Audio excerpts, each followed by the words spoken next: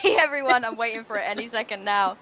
It's not going to do it now and no one's going to know what I'm talking about. Hey everyone, welcome to my channel, The Law Mistress, and we are back today with another episode 7, I believe, of Therosian Odyssey Season 3. I almost didn't say the word then.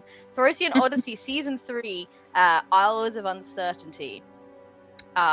We have had an interesting first couple of sessions back with our entire group. You might notice that we don't have our entire group today. Very, very sorry to say that Lindsay will not be able to join us today, but we are looking forward to hopefully having her back in a couple of weeks' time. But that's okay, because this is going to be a really boring episode, isn't it, guys? Where you're just like doing a little bit of exploring, nothing's going to really happen or go wrong. So I'm really sure it's fine. So to start with, if everyone could introduce themselves, I will go first. I'm Kat, otherwise known as the Law Mistress on the interwebs. I will be the games mistress, or the dungeon mistress for this, because we are indeed playing D&D 5e. Yeah, I use she/they pronouns. Let's do. We're on a chaotic island, but there's only so much chaos you can do with 3 faces to choose from. Jen. Oh yes, very chaotic and unpredictable.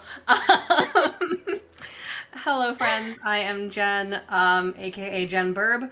My pronouns are they, she, and I will be playing your friendly local half-elven wizard Estrella, who's having currently a little bit of trouble reading, as she has suddenly come down with a case of extreme dyslexia. And that's me. Incredible.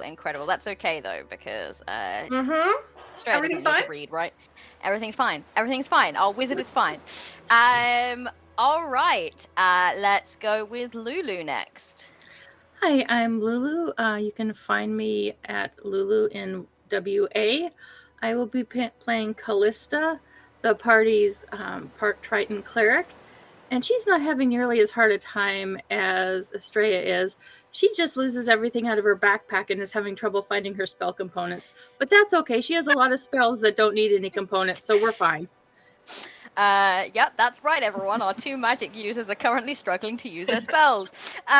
Cool. And that leaves our beloved barbarian, played by Kumi. Hello, I'm Kumi, she/her pronouns. I am playing Kalyuka, the Goliath barbarian who made the fantastic decision, very, very smart decision last session to compel Duel, a bird, into talking to us. It was a wonderful experience, and I regret not doing more. I regret not doing more. Meanwhile, I think that really caused like our first big party divide. I We're gonna know. straight like split down the middle, with Eva and Estrella on one side, like communication. And Callista, like, I don't know what the fuck Estrella's on about. I don't know what Estrella's problem is. I have never seen Callista that salty before. Just like, I don't know what Estrella's talking about. That is the funniest thing I've ever seen. Fantastic. All right. So thank you very, very much for introducing yourselves. Obviously, for those of you that don't know, Theros or Therosian Odyssey is rooted in Theros, which is a Magic the Gathering setting. I will be putting my own personal spin on it though, so if you're here for the huge Magic the Gathering vibes, you might notice some differences. Please don't yell at me about lore. I'm creating my own. We used to be over on Girls Run These Worlds for our first 2 seasons. We decided that we wanted to turn this into a long-running campaign rather than a sort of like a series of like 8 to 10 episodes at a time, such is the nature of Greek myth, which is very much where Theros is rooted in its inspiration. Well, just a few safety bits before we start. Obviously, because we are rooted in ancient Greece and fantasy tropes, there will be some of those things that you usually find within games and media of that nature. There won't be discrimination or hate speech, so you won't find misogynistic, transphobic, homophobic, racist, or ableist kind of like viewpoints or lens within this game. But during gameplay, some difficulties, tragic backstories may come up. So just be aware, obviously, if you find that we discuss something that is difficult for you, then please, I would rather you all protect your own headspace, but thank you for your support and for joining us. That being said, how are we feeling, everyone? Are we ready to get into it? Pippin's Can got I his see ass your shoved in my face. No, I'm not allowed to ask that. Only Jen is allowed to ask, can I see your sexy Let me thumbs? see your sexy thumbs. Let me see your sexy thumbs. Okay, yeah, we have a tradition, a long-standing tradition here at Therosian Odyssey. For each season, we have a special wave. 9 times out of 10, I'm the person that forgets it, and everyone else remembers, and it's really, really sad. But inspired by our wonderful producer asking if they can see our sexy thumbs, this season's wave is just us doing this. Cool. So let's get into it then. So last time we were all together, which was quite some time ago actually, when you think about it, we finally, having kind of sailed on the sprawling Siren Sea for quite some time and been on a boat probably for far too long for most, if not all of you, we have finally found an island. We have finally landed at an island. You kind of sent out some surveillance first. And you found a few interesting things about it. You revealed that it is quite a small island. Cascade, your captain, had never ever seen this island before, so this was a new one for her, and she said that that's quite unusual at this point. She has been sailing around the sort of the Dakra Isles a fair amount, and obviously would find them a lot easier to chart if they didn't keep swapping positions, but this particular island she has not found before. You did see on this island 2 main, I guess, features, shall we say, tourist features. Our first feature is a gigantic tree that has been sort of, it looks like it's been sort of blown over. It's kind of half uprooted, and it looked pretty dead as far as you could see. The second feature of the island, and certainly the scariest one for Estrella's little sparrow that went flying around to survey the island, was the gigantic skeleton of some kind of snakish, serpentish type creature. You're not entirely sure. I'm going to say that Flitter the Sparrow got out of dodge pretty quick after seeing that, but it was enough of a glimpse that kind of what you saw through the sparrow's eyes. Estrella was large in scale. You could recognize this shape very easily, and it kind of took up a good portion of this island, sort of in the middle of the island. So we landed on the island, not before we'd had a disagreement with a hawk, mentioned by Kumi. It implied that there was nothing dangerous on the island, though it did say that things might start getting a little weird at nighttime, but I'm sure that that's nothing to worry about. You are landing at sunset, so you've got plenty of time, right? And you began to explore. You found, as you explored, first of all, that the island is infused with chaos magic, or wild magic, as it is often known to the wider D&D community. Kaliuka, you felt it as you were kind of pulling into this island. It sort of it connected in a way with some of the magic that you are familiar with at certain points in your life. And Estrella, you are well practiced in detecting such strange kinds of magic, so you detected it straight away. But you've all now connected with it in one way or another, and you all kind of know what it feels like. You came across, during your kind of exploration of this initial area, some crabs, giant crabs with strange little gems kind of stuck into their shells. They seem to be kind of infused with the chaos magic of the island as well. And they were not particularly happy to have had their sleep disturbed by a barbarian yelling across the sands, I found something! And they decided to get real grumpy about it.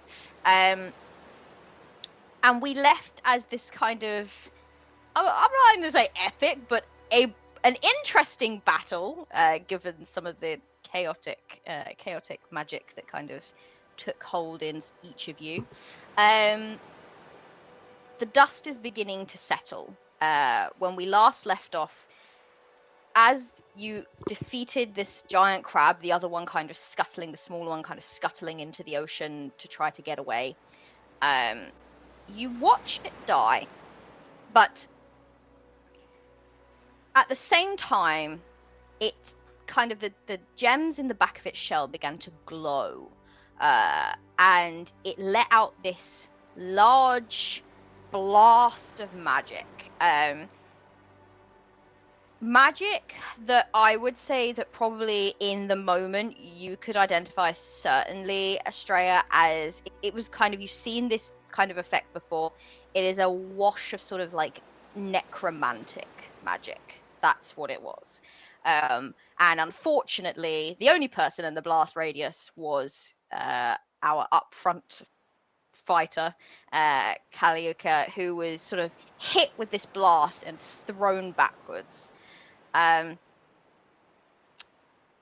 you feel this magic take hold, Kaliuka, and you feel some of your health and your vigor drain a little, you begin to feel tired in a way that you don't normally get that tired unless you're starting to get a little hurt. But it kind of drains it out of your muscles. You kind of seize up and you can feel yourself getting very lethargic and tired for a moment. And the dust of this huge blast begins to settle. You watch as this giant crab that you watched die, the wounds begin to knit themselves back together. And you can feel it absorbing from you, Kaliuka, for a moment. And it's almost a little creepy the way it's kind of like the focus comes back into its eyes. It sort of jumps and immediately begins to scuttle away after the sort of the smaller crab that was on its way out into the ocean. You frightened it off for sure, but you know that it was dead and now it is back to life. It seems to have, whatever this magic that you kind of connected with the island and caused to happen, it took something from you and put it back into that crab, and allowed this crab to live once more. That's not the only thing happening right now, though, as the dust settles. So, Kaliuka, you are watching this happen, and as you are, that feeling of tiredness kind of lets go of you. The magic dissipates. The sort of the charge of the island, the chaotic charge of the island, resets itself for a moment and calms. But you continue to float upwards and upwards. You are now, I would say you are now probably about sort of, you were blown back quite far. I would now say that you are probably about 20 feet above the island itself. prepare And feather you're falling within like today. kind of I guess the group, because you were blown back towards them. But you are sort of gently, it's not a quick effect, but it is a very gentle ascent, beginning to float towards the sky. And as you are noticing a few of those hawks that made it very, very clear that you were not to come near them ever again. Are beginning to get they're watching you. They're beginning to get a little bit testy about the fact that you appear to be rising towards them, despite their wishes. Callista, your components are still in the sand. You are still trying to desperately pick them up, and as you do, you're finding that you're putting them in your pouch, and immediately it's almost as if like the pouch is kind of fluctuating with this this chaotic energy, and every time you reach for another component, you look back and this small kind of like hole appears in the pouch and something falls back out again. And it's just kind of this like weird never-ending cycle of just not being able to quite think, not being able to quite concentrate on specifically your spell components. And as we kind of discussed, that it will be much harder to use spells that require material components right now. But Hector's kind of rushing towards you, and he is stopped only by the kind of this big explosion and watching Kaliuka fly back. And now he seems to be in this sort of like indecision, like helping Lulu or like, do I deal with this floating situation? What am I doing? So he's kind of like indecision paralysis. Well, if he's having indecision, Kaliuka would definitely yell. Sorry, Callista would definitely yell, because I'm thinking about Kaliuka, because she's worried about her. She would yell at Hector to take care of Kaliuka, because she'll figure out how to get her spell components in eventually. And that would probably kind of like shake Estrella out of her stupor of, oh my god, why can't I read? And she'll kind of look up, look at Kaliuka, look at Callista, and look at Hector, and just shout, "Can you dispel this?" Can I? That's and if you a really can't, great question. Build a sand pile. If you can't dispel it, we're gonna build a sand pile to cushion your fall. Do we have? I think that actually, like, what you would notice generally about the crew is, as you kind of come into this moment, Hector has been rushing towards you all. He's like definitely the furthest ahead. Dion and Tilly kind of too is starting to make her way towards you. Dion and Captain Cascade appear to be locked in some kind of like argument, but they are both on their way over. You would definitely have noticed during the combat that there was a significant lack of help from your fellow crewmates, and now it seems to be like the act of someone getting hurt, that or at least like something actually happening that seems to have kind of spurred them into like, oh well, maybe we should go over there and check out what's going on. But as you come towards it, Cascade kind of like yells out, "Dispel it! Can't you do that?" Not right now. Okay, so let me just see. And meanwhile, Kaliuka in the sky has like this bagpipe rendition of "I Believe I Can Fly" just playing in her head as she floats in slow motion. It feels great. It's almost like floating in water but in air, and the only thing that breaks her out of this this little fantasy that she's building for herself is looking at the hawks and like, oh no, oh Siri, no. I am breaking free from High School Musical. Incredible. Okay. But yeah, Estrella's gonna try and start building a sand pile because I don't know what else to do because I can't read. How far away is Kaliuka from Callista right now? 20 feet up in the air. Well, And you're about so Calliope is about 20 feet up in the air at this point. I have another idea, but I don't know if it'll work or if it'll just get us all caught. What's the other idea? Yeah. Well, see, I have a rope of entanglement whose range is I 30 thought feet. this was going to be the idea. Yeah, because Callista was just gonna you say, does anyone have some rope? Maybe we can try to lasso her and pull her Alright, down yep. before she. Give me a second, and Estrella will kind of Oh my gosh. rifle through her pack, grab the rope of entanglement, speak the command word, and just have it do its thing with Calliope and shout up, "Don't resist!" I just need to ask though, like, would Kaluka be like a helium balloon that you have to hold down or keeps floating up? Or will the effect Okay. simply bring us with her? That would be so Okay. much fun, honestly. So here's the thing. I think it's going to be some kind of contested check here to see whether. And I would be asking Callista to grab on with me because I weigh 10 pounds soaking wet. So that's not gonna it's not gonna go well. So we're gonna do like an aided contested check, and I feel like it's gotta be strength, right? I know this is not gonna be like yes, it has to be strength. Okay, please hold. strong. Would I be able but- to help them in any way by trying to desperately swim in the air and reach out? Because to I them? feel like all you're doing, if you're like trying to pull yourself in or whatever, is possibly pulling them up. That's what we're about to find out.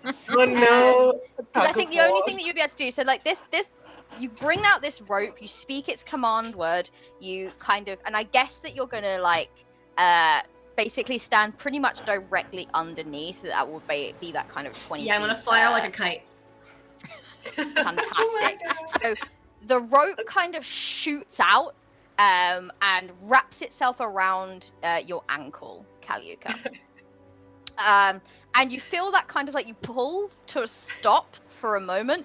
And then we're gonna do this contested strength check, and we'll see what happens next. Does it I have to will, do I will with my also strength? add. I will also add that Caillou would see this and like climb up to Callista's shoulder to like help with a tiny little. Just all of you trying to pull. I love this. Okay, so with advantage, Estrella, please make a strength check for me, and Calliope, I would like you to also make a strength check. Okay. Okay, it's a 16. 16. Okay. That's a 13. 13 altogether. Yeah. Oh, I rolled terribly. incredible. So I was like, it's actually roughly half and half with a 16. Yeah. Okay, so for just a second, I'm gonna say that just for just a second, Estrella, you run forward, you grab this rope out, it sort of latches onto Calliope, and for a second, you feel your feet leave the ground as you begin to start like floating up after, and you think, oh, I have made a terrible miscalculation here, and then Callista's hands kind of close over yours, and the two of you just like tug together, and it's enough. Calliope, you're starting to pull your way back to them, but it's yeah, you almost definitely pulled Estrella up with you, and I feel like that could have gone very wrong. No, I like to imagine that maybe right at the end there, Hector rushes over too and piles on. And I think that Tilly would probably be heading over there. Hector's actually, now that you can see that like the Calliope thing is at least temporarily getting under control, he begins to make his way over to where your spell components are and begins to try getting into the sand and picking them up for you. Okay, well, but he's helping. That's the important part. Oh, he's helping. Yes, he's helping.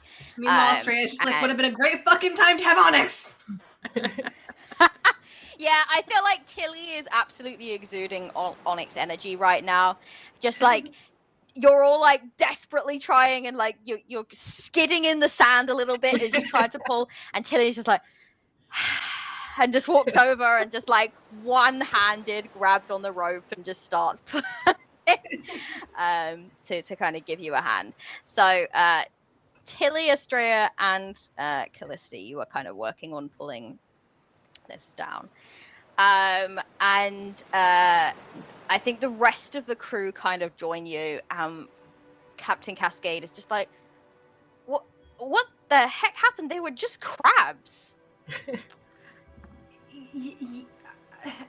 They were magic crabs. Magic crabs. Mm-hmm. I would love to Right. tell you more, but I currently can't really do much in the way of magic. You can't do magic? She looks a little like confused at that. What do you mean? And there's just like this moment of Estrella trying very hard to figure out how to explain this. I'm having trouble with my spellbook. I am working to resolve it.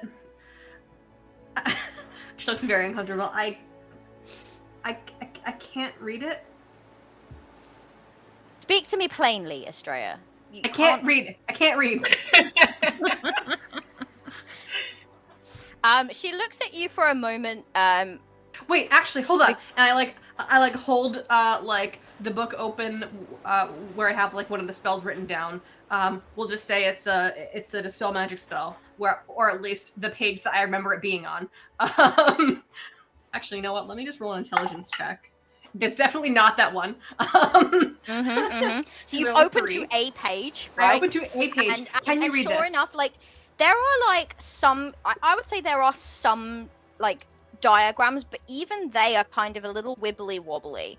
It's kind of like the words and the letters in the words are just completely jumbling up, and you've become very adept at just like skimming and reading through the bits that you know, and kind of almost writing in probably like a shorthand that kind of helps you to understand. But it's all just a complete mess and a complete muddle right now, and it's every time you try to rearrange the letters, it actually is like physically starts to give you a migraine just trying to like get any of it to make sense or get back in order. So you open to a page. Yep. It's definitely not the page I meant to open to, but I have no idea.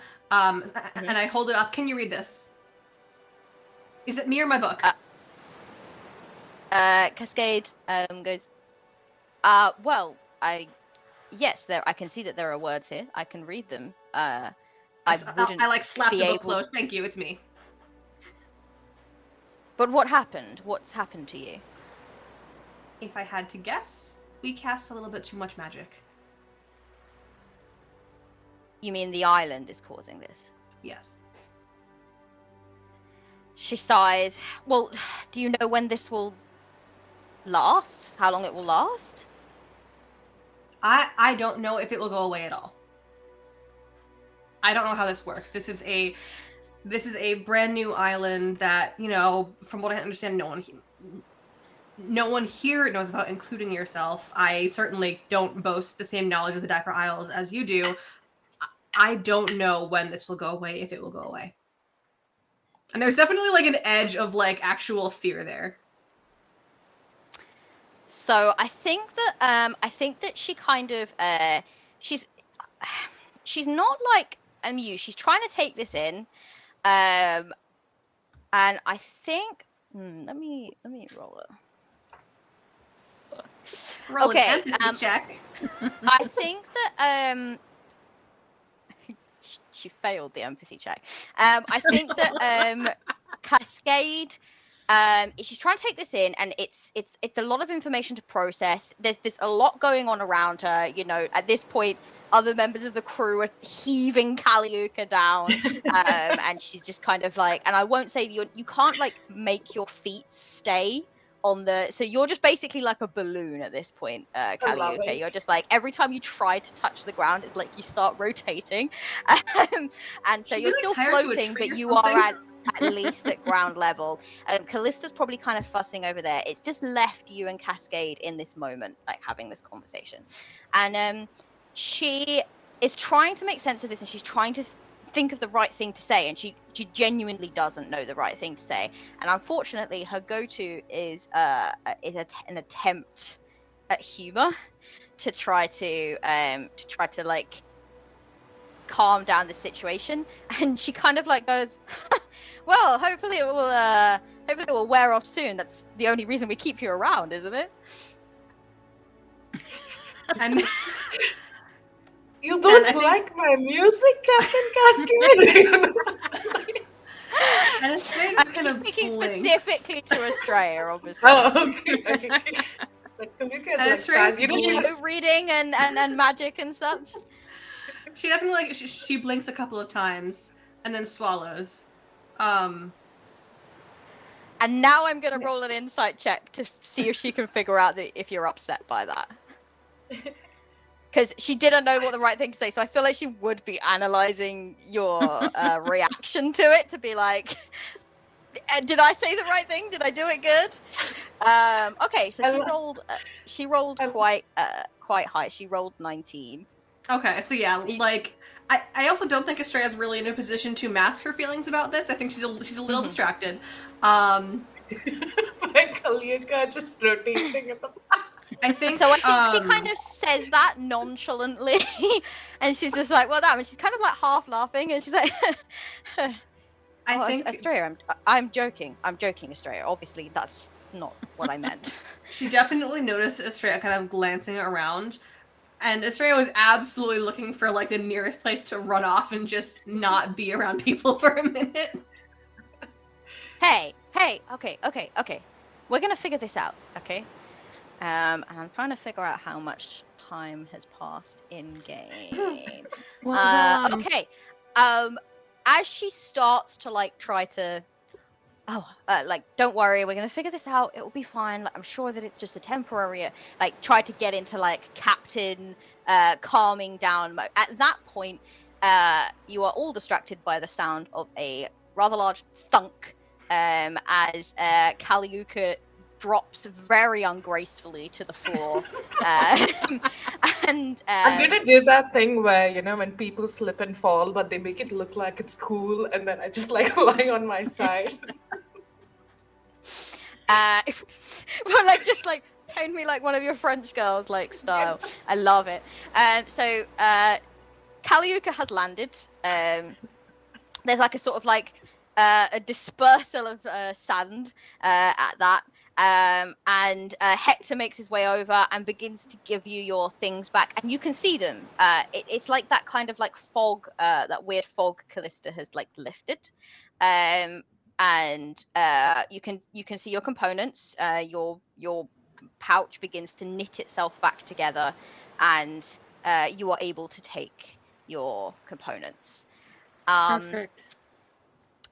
Estrella, seeing the effects drop on your friends, it might prompt you to glance at your spellbook again.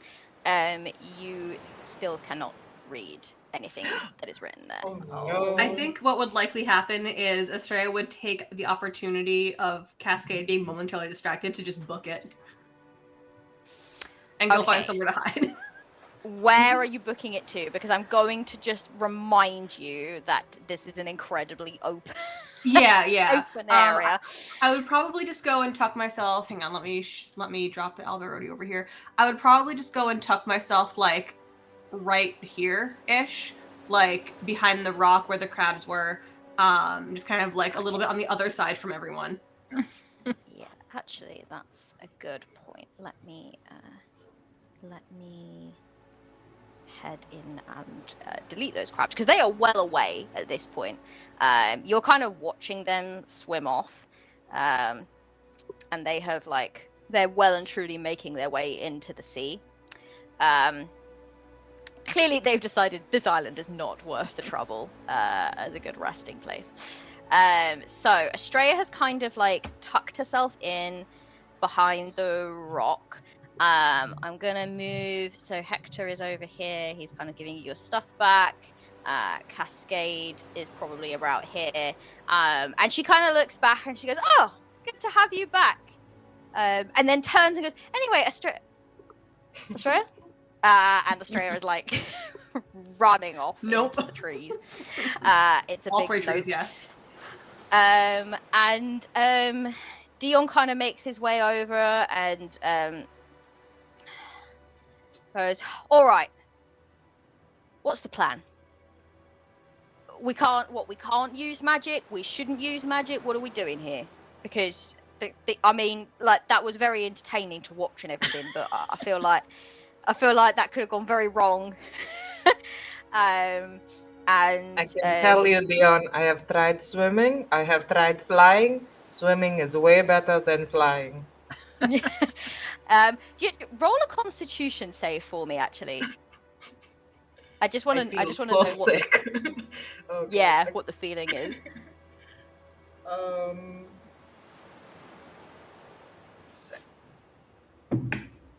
That's a 16.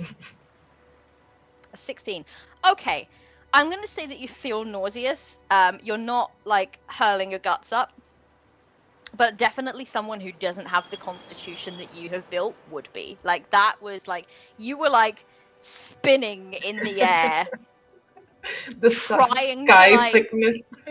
and like, let's not forget as well, you made contact with your weapon a couple of times. Every time you did that, it kind of sent you reeling round and round in this kind of like dizzy like motion, just from the like the blowback of just like hitting them. You were being flown like a kite, is what was happening. Yeah, Kalia the exactly. kite. So you've got that. You're trying to recover from that. You're feeling a little dizzy, a little sick, but not enough that would cause you any issues in the long run. Callista, you probably Callista. notice Estrella booking it. You I do don't- also notice nearby something glinting in the sand. I don't think she would actually have noticed Estrella leaving. She was What is pretty your focused. passive perception? Oh, well, yeah, her passive perception is really high, but she was really focused on what was going on with Kalyuka. She was pretty worried. Okay, what did I love the idea of like Callista trying to like balance Kalyuka and Kai is just like giving up and kicking the sand. Like, Kai, you're this just is grabbing the my- end of the rope and just pulling with the little mite. her passive. Caillou has quite found that it likes the rope and is just nibbling on the end, like. Aw. Nope. Yeah, her Okay. passive perception is 18, but and she might kind of notice it out of the corner of her eye. I think you might have noticed movement, fast Mhm. movement out of the corner of your eye, but not enough to kind of like, who is that? What's going on? You're not like watching, as it were, but it's enough that you would have noticed, that you would have felt someone kind of like almost like storm past you in like storm past you at speed, and you can kind of hear Cascade being like, Australia, but like there's no like, you haven't really like focused in on what's going on over there, because it's that's not your focus right now. Kaliuka is your focus. Kaliuka is looking a little dizzy, a little like nauseous, but otherwise okay. Well, and Tired, I would say. Callista's gonna go over and just like, oh my God, Kalyuka, I was so worried about you. Are you okay? I thought we were gonna lose you. I mean, you were going up towards the hawks, and she's going to go and like, she puts her hands on Kalyuka and starts to cast Cure Wounds, stops, thinks better of it, and just casts a healing word at first level instead, just because she's afraid of any magical effects. Oh, yeah. And Isn't so isn't healing word and cure wounds the same level? I know, but you know, she's hoping that maybe the magic won't be as strong. So the lesser effect.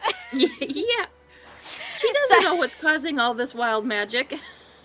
I'm gonna be like, Calista, wait. Do we have healing potions instead? I feel like this magic here. It starts to build the more we use it, and maybe we should be a little bit careful before casting any spells. That's a really good idea. I didn't think of sensible. that. I was And I was so Hector worried at about that, you. at that point goes, I have a Hector, somewhere no here. casting spells, okay? I'm No, looking at I'm him not like he's casting the spells. he's the biggest threat over here right now. He kind of throws his hands up in fear, like he was literally just about to go into his jacket and grab out a potion. He's like, "Whoa! Oh, I'm just getting a potion. You said potions. I have a potion on me. Is that okay?" I'm sorry. I'm still trying to think straight. Yes, I can see that. Yes, and he kind of like he kind of like grabs his potion, and he kind of offers it to you. I look at Callista again. Callista, if you had the potion, you know I would take your anything given by you over Hector any day. Okay. It's okay, Kalyuka. I'm just glad that you're grounded and you're safe. Yes. Those hawks got me worried for a second over there too. Okay, let me roll. Okay, are you accepting the potion? Are you drinking before it? I will. I will. You I heal. really- You heal 6 hit points. Thank you, Hector. You know, it's nice to know Hector that out you here can be like making a useful. comeback. Hector's really trying, guys, and y'all are just. This is just a failure. And then he still looks a bit like, because I think he doesn't really know where the hostility is coming from. Let's face it. So he's just like, well, it's actually my last potion, but okay, that's fine. Thank you very much, Hector. Kind of like Callista would give him. rumbling to himself a bit. Callista I say would give under him my a breath. hug and thank him. I'm just kind of Callista like will thank gonna look at Cascade and like who's useless without magic now? Last potion. Mhm.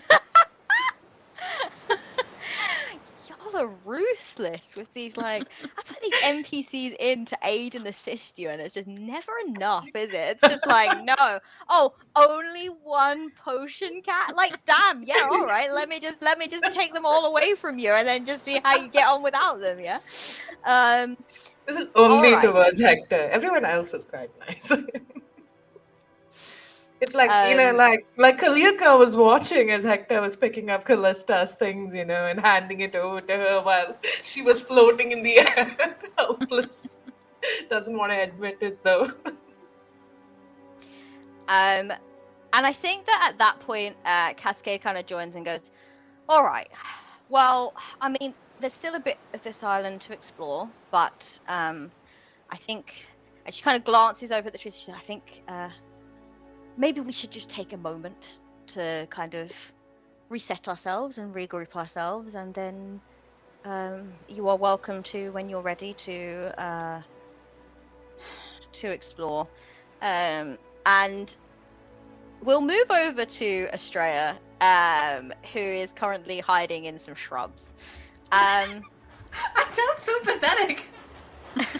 So Estrella is taking a moment for herself. So Estrella, you look down at your you kind of sat in between these kind of like trees, trying to kind of get this like almost like this sort of enclosed hidden space for yourself for a moment. Tell me how you were feeling. Tell me what you're doing.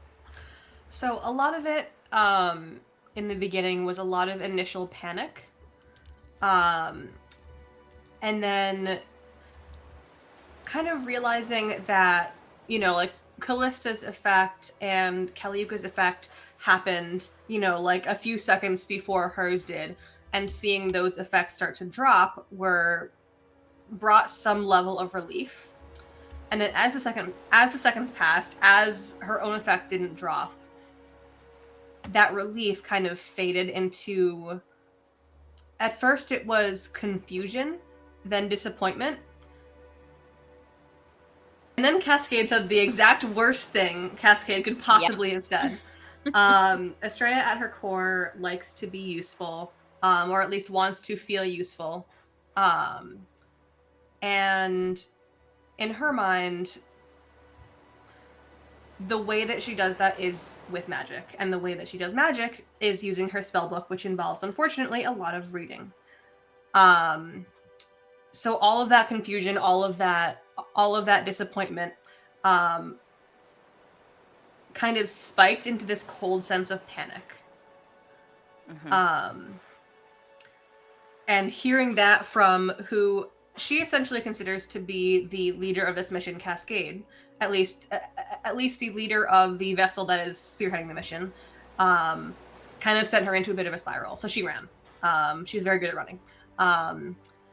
And now where she's at right now, from what I can see, it looks like she's basically ankle deep in water, holding her spellbook, leaning against this rock, like in between the rock and the tree, trying desperately to get the words on the page to make sense, trying very desperately to get her reading back so she can be useful again.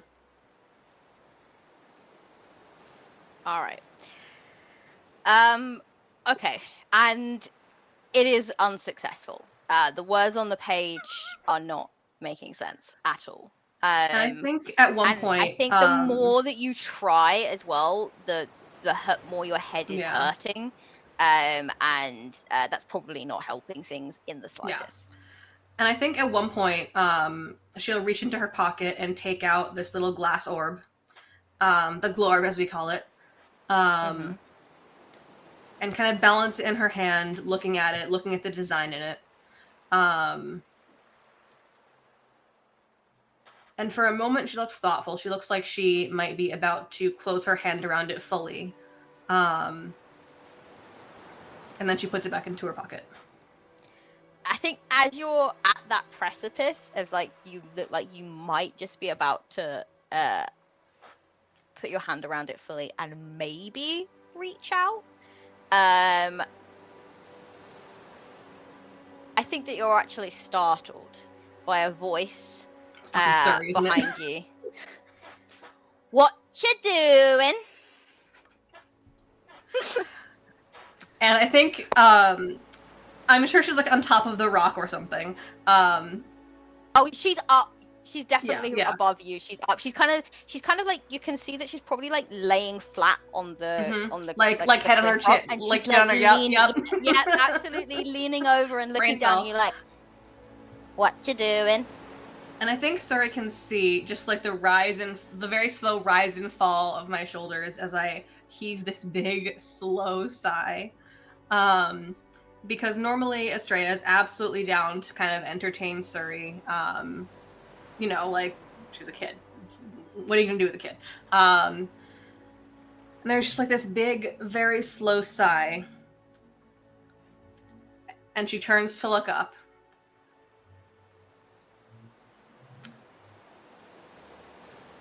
Do you want the long answer or the short answer? From you, short answer, please. Jesus. I'm trying to remember how to read. You can't read right now. Is it because of the same thing that made your friend like go flying off up in the air? And she's like laughing. She finds it hilarious, by the way. Estrella does not look amused at all. She looks fucking miserable. I would assume so, but it does not appear to have a similar duration, so I don't know if it's going to go away.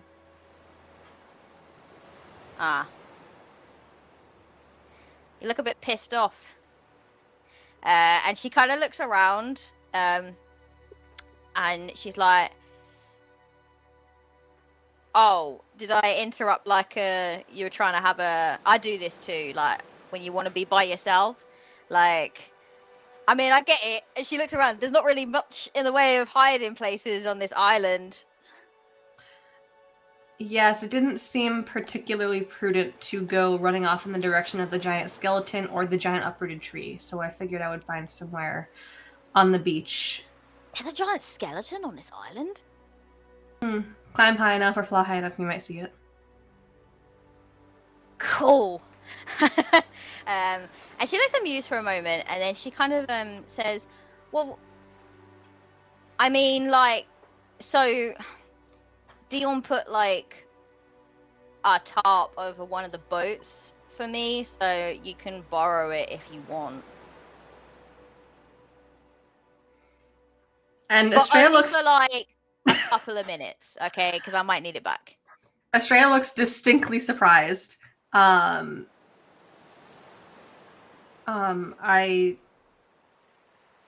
may take you up on that if this is not resolved soon. I should stay close in case anyone needs me for whatever use I can provide them.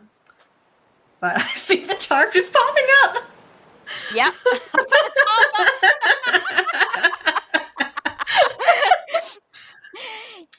think I didn't have a tarp prepared. Sorry. I should Alright, and I she should kind probably of- stay close in case they need me, but if I can take you up on that a little bit later.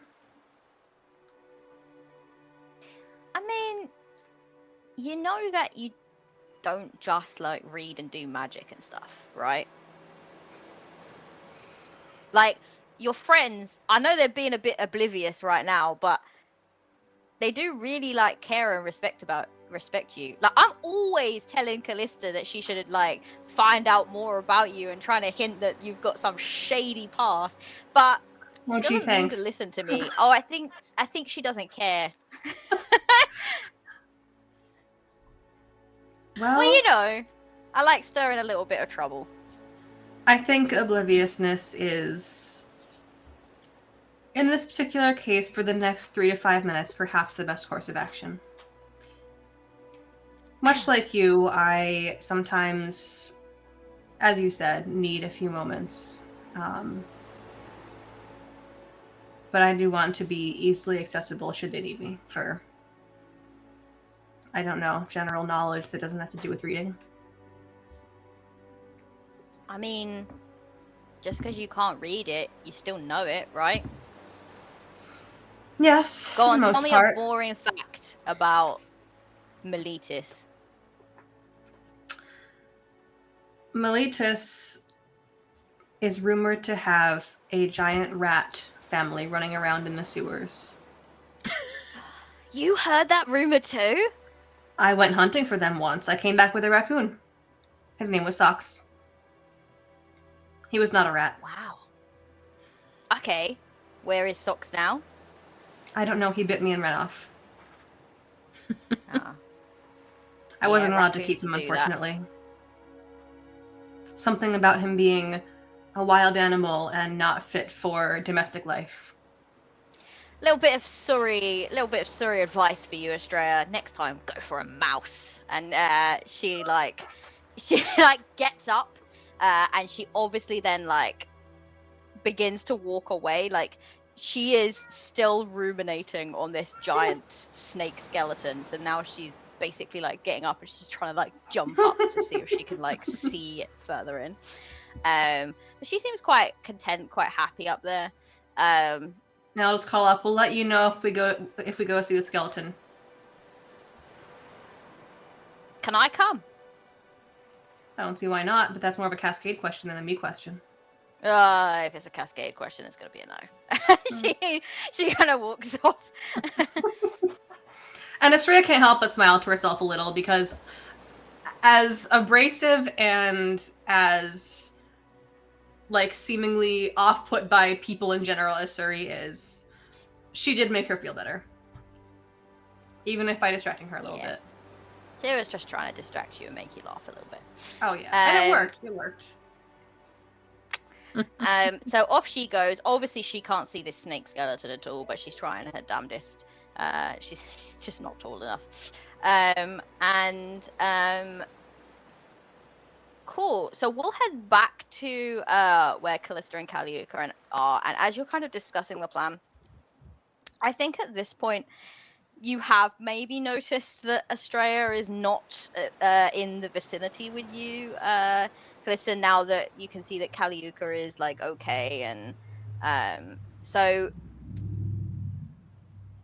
that you might, it's up to you how you react to it, of course, but you know she's not anywhere, certainly not in your peripheral right now. She's not in your line of sight. Did Callista notice, or can I roll an insight or something on whether or not she noticed that Estrella was having trouble during the battle and was upset by it? You have a pretty good I have a 21 passive insight. Yeah. So I think during the battle you were trying to like focus on grabbing your things, but I think that probably you were fairly close to where Estrella was standing, I think. you probably would have noticed she used a spell, I believe, and kind of drew upon some deity power. So that's quite an explosive effect from Estrella, which probably would have attracted your attention at least a little bit. You probably would have noticed this look of that kind of moment where you're like, okay, Estrella is connecting with this magic, and then that look of confusion followed by a slight look of horror on her face.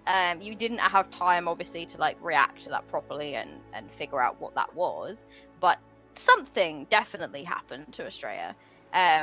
She's nowhere to be found. Cascade is looking a little guilty. I'm not gonna lie.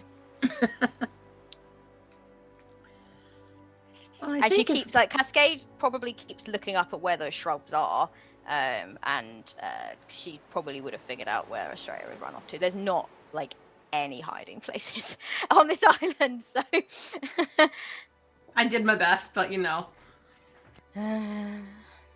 I think Callista would be at this point. Well, maybe we should give her a minute. Something happened in the battle, not just with me, and obviously not just with me and Kalyuka, but maybe she just needs a minute. Estrella is missing? Yeah. Cascade is gonna drop her voice and she's gonna say, "Look, What did you do to her? Did you make her feel bad? Estrella doesn't feel bad very easily. All right, settle down. I didn't mean to. She can't read at the moment. She said that the island's magic had made it that she couldn't read her book, and I guess that's where she gets a lot of her magic from, right? So, and I misjudged. I mean, no, she has quite a dry, sort of sarcastic sense of humor, and she has no problem kind of, ribbing in the moment. And I thought this was one of those moments, but I think I touched a nerve. She's in the shrubs, but I'm sure if we give her a minute, I'm sure it will be fine. I'm sure she could be like, "Oh, she's probably peeing or something."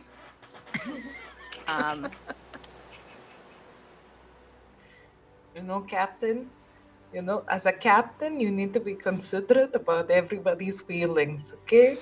If you had to walk a mile in our shoes and had wild magic inflicted on you, you'd know how you'd feel if you couldn't suddenly swim. How would you feel then, no? As a ship captain, not being able to swim, it's horrible, right?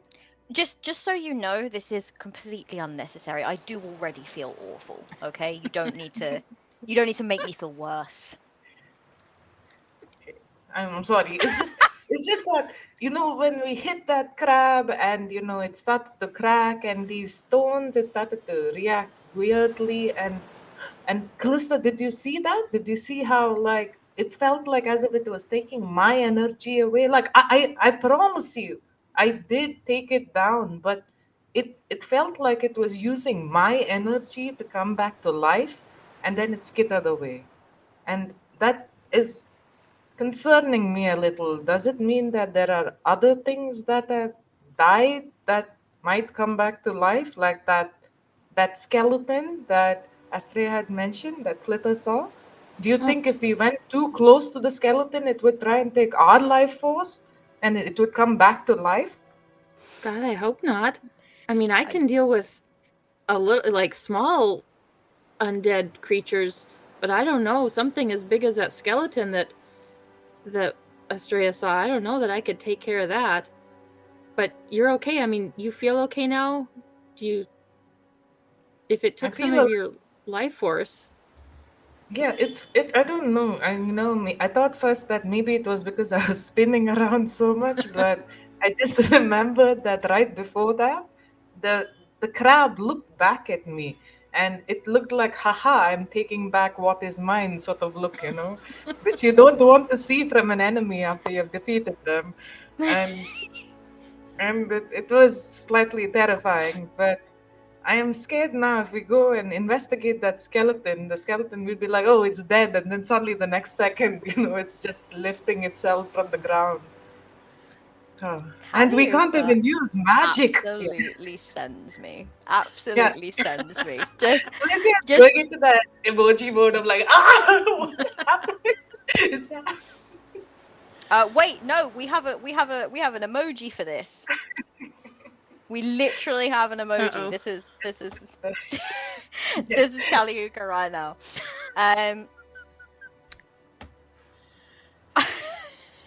So, as you kind of are having this conversation, again, that passive perception of yours does have you instantly pick up on like that. You're reminded of like talking about the kind of glowing gems and the crab itself. There is definitely a little something in the sand nearby that seemed to kind of have been blown back by the force. It is just sort of sitting glinting. It looks like one of those gems that the crab might have left behind. Oh, so if I see it, would Callista be smart enough not to touch it? I'm gonna roll a I'm sorry, your resident brain is currently out of service. And, So that's only a You're 13. still smart, Astrea. Yes, but I'm distressed. So I don't know, because I think she would see it and say, "Oh, this looks like one of the. We really need Astrea over here, and she's the smartest one of us all, even if she can't read." And I. Sorry, I know that's not how you position that you just said it, but I do imagine Callista really loudly going, "Boy, we really need Yeah, Astrea no, she over would've- here. She's the smartest one of all of us." Well, yeah, that was all part of the. She likes to play it off that she did that on purpose, but yeah, she really does want Astrea to come back and help make this decision, because she doesn't want to cause any more trouble than she feels like she's already caused. I feel like everyone has caused some trouble at this point. I'm also just gonna let the crew know that Eva had noticed some lights up in the mountain, some sort of flickering over there when we were coming here. I feel like we might not be alone. Of course the crabs was kind of my fault, it was just sleeping out there. But don't yell out anymore. It's like Kalika's learning from her mistakes. Do not make fun of any of the animals. Do not yell out over here, and do not use magic. The 3 golden rules. Of this island, Yes, anyway. and Cascade kind of says, "Yes, well, I think that from what Astrea was telling me about the sparrow's observations, Flitter. and she kind of Flitter points- has a name. Okay. Sorry, Flitter. Oh boy, I could see Cascade has gone down in Kalika's estimations quite severely. Like Hector just sidling up, just a little tetchy. I don't know if it's some kind of effect of the magic, but it seems a little. Glad. And Cascade's like, "Yes, well, everyone's always tetchy with you, Hector." So she kind of says, "Sorry, Flitter has a name, yes." There was a tree, and she points over sort of towards the west of the island. I think that's where the strange shape that Eva mentioned it was seen, and then big skeleton of some kind down south. Has this ever happened to you before, Captain? Where you've been on an island that seems to siphon out of you, like your strength, your magic, it's using it against you? Have you even heard any stories from other sailors, travelers, adventurers, maybe? Oh, well, not huge amounts of magic on my end to siphon, I'm afraid, but No, I can't say that I've ever gone onto an island and felt it sort of take anything from me. This is the first time I've seen this island. And honestly, in terms of stories, there's a lot of sailors. They tell a lot of stories. None of them seem to match the story of this island. Or certainly nothing that we've discovered yet does, but we've barely explored it. Exploration. Exploration is the best way to find out what you're up against, I'm afraid. Well, I think at this point, since Callista kind of saying loudly that we needed Estrella's intelligence, and Estrella doesn't seem to be... actually, let me see if I heard that, Okay. because waves are loud. What's actually, your, no, I guess what's I your took off my passive, shouldn't I? what's your Yeah. passive perception? Um, Perception. My passive It's is a quite hot. 17, so it's pretty decent. Yeah, you would have heard Callista. Yeah, alright. You might not have been Um, able to really like make sense of every single word, but you know that Callista is talking about you. There's like a little bit Yeah. of talk amongst the crew at this point that are just like, hey, where's Estrella? What's going on with Yeah. Estrella? We need Estrella kind of thing, and it's just like you can hear that kind of general talk going on. Yeah. I think what I'm gonna do is I'm just gonna go ahead and try and sneak my way back over. Not to be like, oh, I was always here, but to kind of avoid anyone having to come and get me. For Okay. whatever that's worth, I don't do a good job. I trip over something because I rolled a 1 on stealth. I basically shuffle through the sand and people literal 1, yes. Yeah. People hear Okay. splish splashing as Estrella just like You hear clomps this on like over. splash, splash, splash, and then like Estrella emerges from the bushes. She looks a little like Frazzled. she's trying to not draw attention to herself. She looks a little frazzled. But as she gets a little closer, there's a sort of small rock jutting out, and she kind of half trips on it. Probably sighs heavily, and then continues. And everyone turns around, and Hector's like, "Are you okay?" I'm good. What do we got? Callista just ignores all of like your bumbling, trying to kind of stealth in. She's like, Estrella, look at this stone here. It looks just like the ones that were on the back of the crab. But I'm afraid to touch it. Okay. And Estrella will kind of grab like a corner of her dress, the dangly bit, not the bit that actually like covers everything, and just kind of like covers her hand in it and holds her hand out. Let's take a look. Okay. I'm gonna get you to just see if you can figure out what this is just from your knowledge of Arcana.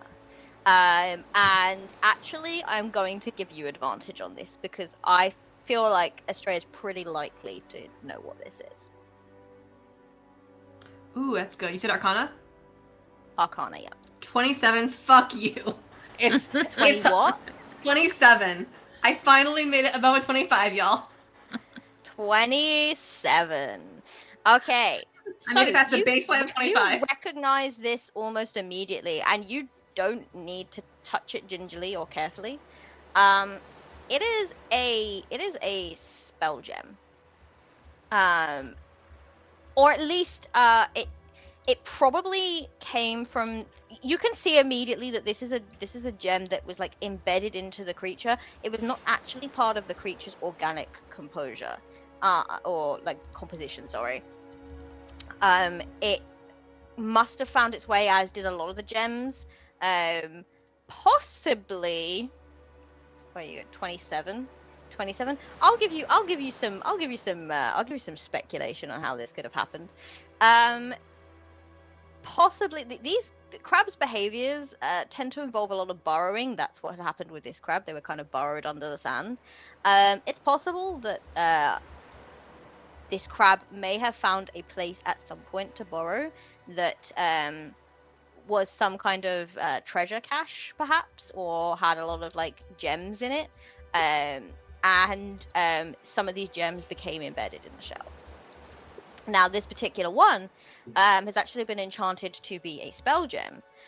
You can see, looking at it, that it actually does contain a spell within it. Hence the warning. It is a beautiful green, like light green color. It is a jade spell gem.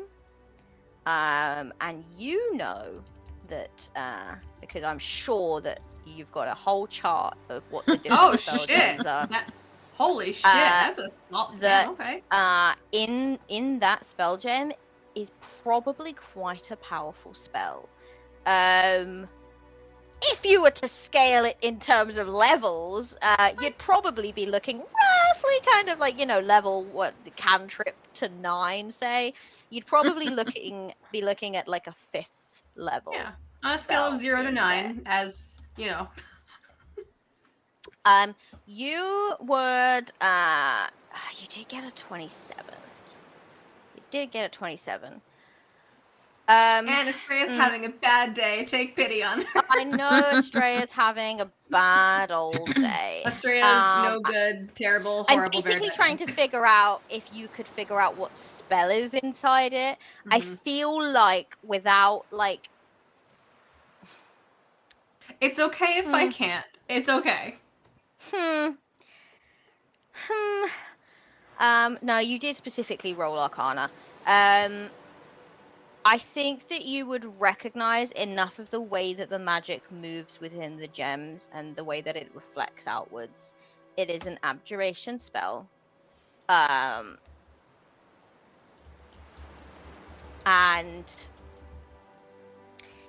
if you were to sit with it for a little bit, you could probably figure out what spell it is. Cool. I will give you that. I will allow you to be able to figure out what spell it is just by sitting with like it. A time commitment, yeah. For like 10 minutes without having to use one of your magic spells. Okay. And I will turn back to Callista.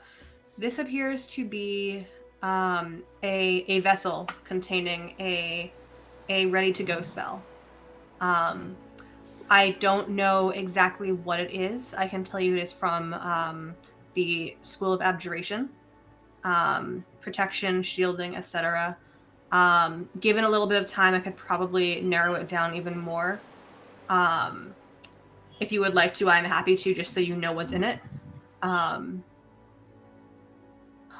just glad it's not going to hurt anybody. No, it's fine to touch, and just to kind of show that to her, I will actually pick it up with my bare hand. It is fine to touch. It's just a question of exactly what spell is in it. If you give me 10 minutes with it, I can probably figure it out, but I don't know if we're going to have 10 minutes, given that it is almost nighttime. If we're going to make camp, we should. If we're going to make camp, we can, and I can do it while we're making camp. But if we're going to go look at the tree or the skeleton, then probably best for you to hang on to it, unless you want me to have it. But I think that perhaps, given your propensity for protection and healing, it may be better in your hands. Just be aware that once you cast the spell that is in it, it does need to be imbued with another spell before it'll work again. So and that's the thing, you can store other spells in it once it's like empty up to that same kind of level of power. It does require a little bit of taking a moment to connect with it to actually be able to use it and to imbue a spell into it. But using a spell that is already in it should not require that level of connection with it, I believe. Would this also cause like a husk something that is dead to bring it back to life as well? I don't know.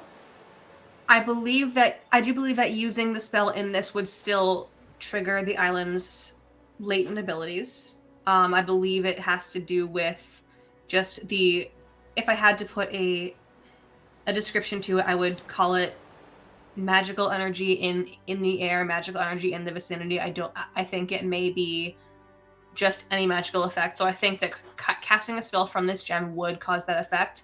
I don't know if anything else here will behave as the crabs did as far as reabsorbing any kind of energy, though. What could I mean, there's a couple of theories on like in terms of this gem, it's abjuration magic. Definitely, Estrella, you would be able to identify that what had happened between the crab and Caliuca was as a result of necromantic magic. So it's definitely not the same spell that was used. Could potentially have been one of the other gems embedded into its back. Might have also had a spell that somehow the crab managed to Was able to activate, or tap the into, island yeah. managed to activate, or it could have been the island itself just activating that and choosing those two targets. It's difficult to say because you weren't kind of like studying what was going on. We were a little busy. A little busy, but those are probably the two most likely kind of reasons that happened. Either the island cast a spell between the crab and Caliuca, or one of the gems that were embedded in the crab's back happened Activated. to connect with the crab in its dying moments and pulled some energy from Estrella's Caliuca. mouth opens and all of that comes out in Cat's voice. But do you feel No, like it's Estrella's somebody has actually stored different spells in different gems, or do you feel like it's just recharging randomly with the island's energy? I couldn't tell you. In any other place, I would say that the spell has to be imbued into the gem with intent. On this island, I don't know. I don't know. But would that mean if Callista, if you're carrying around the gem, do you feel like it would recharge with a random spell, maybe? It should be with intent. No, it has a spell in it, and it will keep that spell in it until someone uses it. Right. Got it. And this one So has. Or I if guess we- someone could replace the spell inside if they connected If we with ha- it and yeah. imbued it with a new spell. But right now, that gem holds that spell, and that's the spell it would use. It might, when activated, as Estrella said, connect with the island's magic and cause an additional effect. But that spell would take place. Yeah. And generally gems like this can really only hold enough magic for 1 day's worth. So it's kind of a once per day kind of deal. Well, still could be very useful going forward Absolutely. to have that ability to store a spell. Especially if we Absolutely. keep getting into Yes. the danger. I mean, I'm constantly worried that I'm not going to be able to keep you all healed. Yes. Especially when you go floating up into the air. I didn't expect that as well. I'm sorry. I never wanted to float. I'm telling you, it was a horrid experience. Flying, if I could actually. You did look really cool, though. It did look very interesting, but yes. I think for now, let's figure out what we're going to do, and then whenever we do make camp, I'm happy to spend a little bit more time with it to get a feeling for what exactly the effect is that's in this spell. It's in this gem. And Cascade kind of turns and says, well, the sun is setting. I think that we should make camp here. The crew and I can kind of deal with that if you wanted to explore the island a little further. Obviously, if you want to take someone with you, you're welcome to. But if we could have as many hands here helping out with that so that we have somewhere to sleep tonight, that would be Certainly wise. Suri, do you think you could accompany us?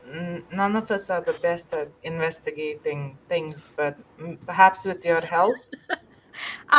Estrella is amazing at investigating things, so looks immediately put out.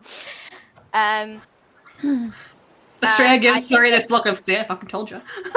Cascade immediately is like, no, this is an island that we don't know. Suri should stay here with me. I'm picturing Suri giving me a look like I fucking told you. Yeah, that's exactly what's happening. Hector is useless without his magic right now. Tilly, perhaps you? Me? I think perhaps. And she looks at Cascade. Think the energy between Tilly and Cascade is still a little off. compared to what it was. They are still post this argument, but she is the captain's bodyguard. Like, she's very much like where I go where the captain goes. But she kind of looks and I think Cascade is obviously wanting things to get back on track between them. Yeah. So she's like, oh, well, I mean, Dion can stay here with me and watch me. It's fine. If you want to go, go. And Chili's like, yeah, sure. I'll go with you. Fantastic. I'm not good at like investigating and stuff if that's what you want, but I can swing an axe pretty well. Honestly, that's as much as we can ask for. We do need, I think, a little bit more firepower that isn't based in the arcane. Magical. Okay, yeah, that's probably Um, wise. But Dion should stay here with the captain if I'm gonna. yes, we should have a good split. Sorry, I will try and bring you a souvenir. A bone from the skull. No. Could be. Suri's just that. I think that like literally when Kaliuka says a bone, Suri's eyes light up, and then Suri's like no, and she's like, oh. The last thing we I'm want. not gonna lie, you are all fucking buzzkills. You know that. The last Like, thing we really want just... is Cascade's ship being haunted by an angry snake ghost. No, we don't want to be haunted by a snake ghost. And she just kind of like, just walks off like dejected. She just really wanted something fun, but she kind of like goes off, and she immediately, you watch as she kind of like begins to scale that with ease. Like, it's actually impressive. Like, she's very, very dexterous. That kind of like the cliff face. It's pretty much sheer, but she is managing to find holds and scale it quite a lot. And I'd say it's probably a good like 30 feet up in the air, but she kind of like scrambles her way up, and she's kind of like at the top, nowhere near the size of like the ones behind you that kind of lead into where the skeleton is. They are much higher, but this particular one she can kind of get up. All right, do you have a plan of where you want to go? Well, it's tree or skeleton. I personally vote tree first. Same. Yeah, Callista's was thinking easy. the same thing. Yeah. Okay. Like The tree Luca's sounds- really worried I about want to it coming explore back other to life. things. I want to explore other things before we risk awakening the ancient evil.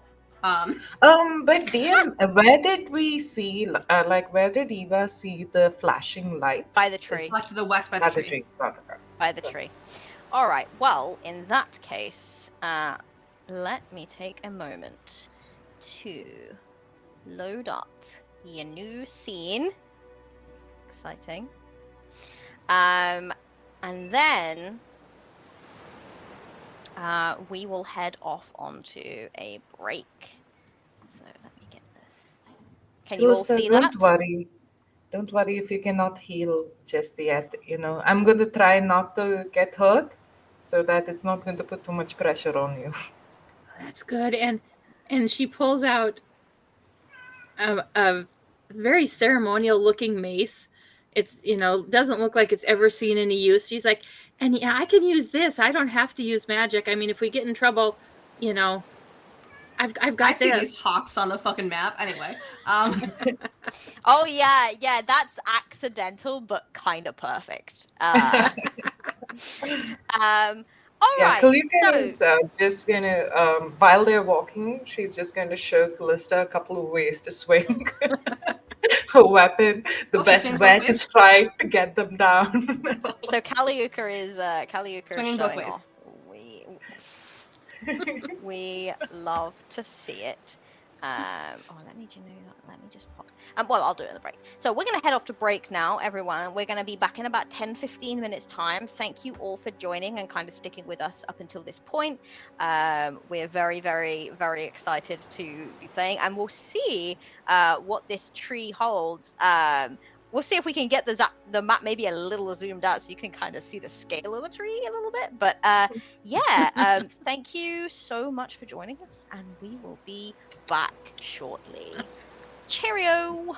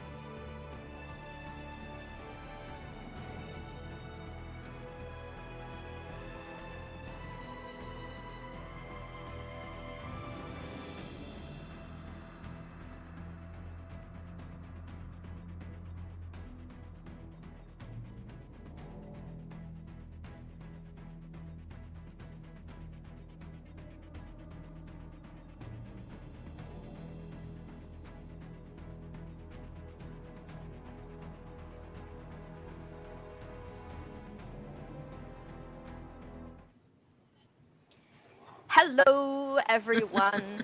We are back from our break, and we are still on this island. We have gone west on the island to figure out what is going on with this ginormous tree. Thank you for rejoining us here at Therosian Odyssey. You kind of make your way down the west, and it's quite a it's quite a narrow path actually as you kind of walked your way there. It's very rocky, so you'd kind of landed on this very sandy kind of cove. But going down that way was quite rocky. In fact, just a little snapshot of your journey. I would like you all to make a dexterity saving throw. Or no, not saving throw, dexterity check for me. Sorry. Also, just for reference, as we are going, like every 10 minutes or so, I am going to stop and like real quick take a look at my spell book. Oh. That's okay. That's fun. I rolled a 2 for a 4. Okay. 21. 21. The dice are being kind to me this. The dice are being kind to me this week. I rolled a nat 20 for a 22. Rolled a nat 20, a 21, a nat 20, a nat 20, and a 4. Okay.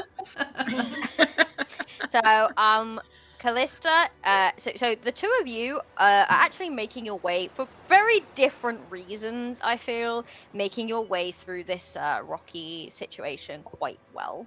And Tilly is as well. Estrella, you are kind of well practiced, maybe with a sort of like a shoreline. I feel like that there are probably areas of Meletus's coves as well that are kind of like have a lot of rocky, and you probably played on them as a child. So not too much trouble for you. Kaliuka, you come from like literally like rocky desert city.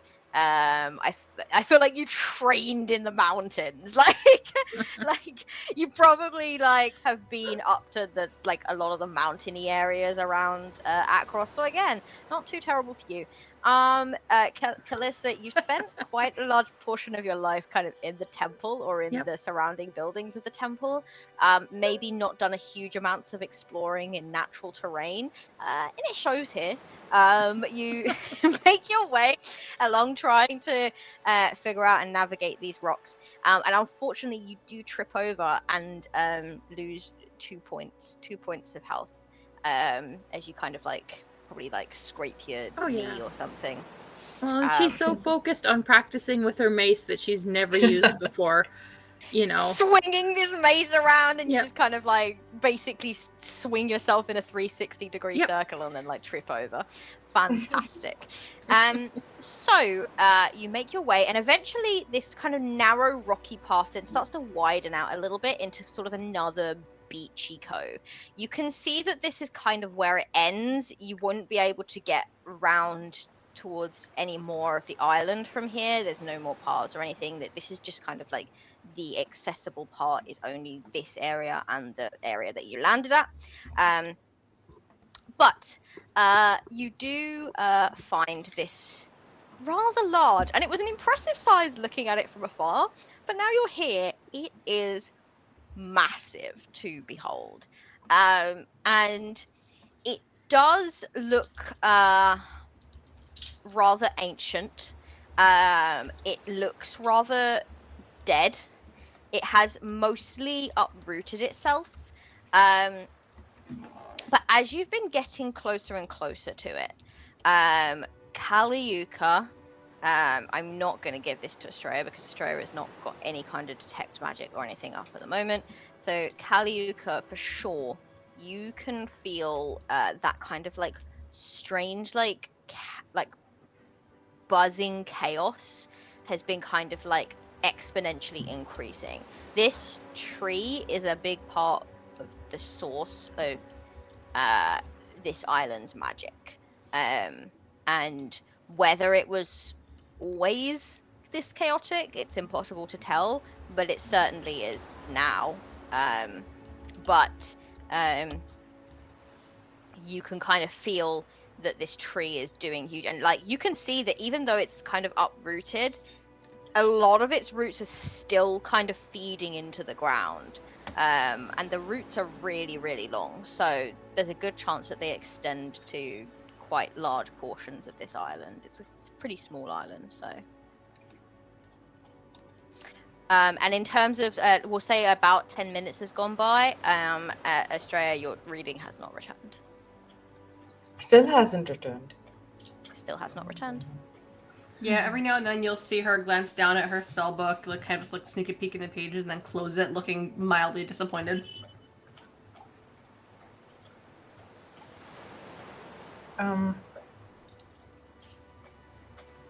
I want to look for any signs of like energy within the tree, or any gemstones, or some sort of, even if it's organic, if there seems to be a pool of magic being collected in any place. Hondo. Okay. Make a perception check for me. Or actually, do you choose investigation or perception? I'll go with perception. Oh god, I'm rolling so terribly today. Apart from that nat 20, it's a 10 total. I rolled a 3. 10 total. So you can feel the magical energy emanating from this tree, and what I'll give you with that is that it seems specifically to be kind of coming from the roots. So it's not at all surprising that perhaps if the roots are still kind of under the island, then the island itself is infused by the roots that kind of like remain underneath there. You can probably get from that the tree may look pretty dead, but if it is still feeding magic to the island and the island is still feeding magic back at it, it might not be 100% dead. It might not be as dead as it appears to be. Mostly dead. Mostly dead. Mostly dead. In terms of like where it's pooling or collecting, yeah, I think that the roots is probably a pretty good guess. And you can see that they spread in all sorts of different directions. So a few of them still kind of are going under the ground, and you kind of can't see where they go beyond the fact that they are deeply rooted in the ground. It's like it's sort of like bent almost, so some of the roots are kind of snapped and things like that. But there are some roots kind of struggling in the air. A couple of them hit over this cliff face. They kind of extend outwards and over this cliff face and seem to kind of disappear in your viewpoint. But beyond that, it's difficult to tell exactly where there's energy pooling or anything. And have we seen any other animals or any other living creature apart from the hawks? So no. Apart from the crabs, obviously. And I think that so you were looking for the gems. I think that make for me real quick. Make and I'll let you choose again a wisdom or an intelligence check for me. I will go with wisdom. That's a 13. 13, not too bad. I think you get the feeling that perhaps the crabs have the ability to swim around. It's potential that those gems came from like their time at another island or living elsewhere, and perhaps that this island, because whereas this island is very much about about chaos. Sorry, they were enchanted gems. Enchanted with magic. It's difficult to tell whether they have whether they were open to being imbued with magic and perhaps pulled some magical effect from the island, but they might not have been native to the island itself. And same with the crabs. You think that they were perhaps not native to the island itself. Does the tree look like it is just naturally dying? or did it get blown over in a storm, or is there evidence that someone or something So- tried to chop it down? We established last session, I think, that it didn't just fall over. Mm-hmm. Yeah. I'm gonna go ahead and get you. You've got a very good like passive perception. I think that you could probably figure out now that you can see this tree up close. This tree did not fall naturally, necessarily. It looks like to you guys that it was pushed over with some great force.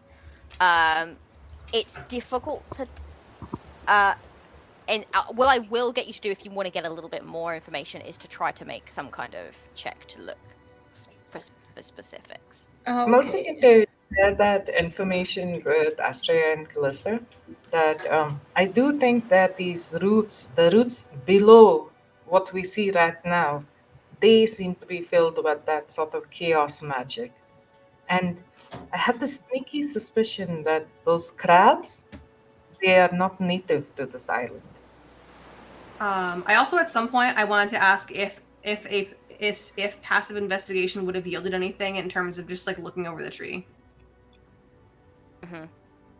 Once you finish wrapping up with other checks. Oh, remind me of yes, you have a very high passive investigation. It is a don't you? 23. And my perception check was a 23.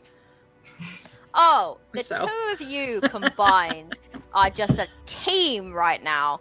I think that the three of you can kind of get your heads together, and we're gonna have like a little like a little Sherlock Holmes moment here because like you're making a lot of deductions right now, and Australia, this might actually make you feel a little bit better, at least for a bit, because even though you can't read your spell book right now. This stuff, you can still do all of this stuff. Oh boy, I don't like it when Jen Hold has up. to look. Hold the on. fuck up. Finish this first, and then I'm gonna try something. I'm scared. As the GM, I should not be saying the words "I'm scared." Okay, so this is what combining all of your knowledge, combining all of your thoughts on this tree. I'm going to give you this.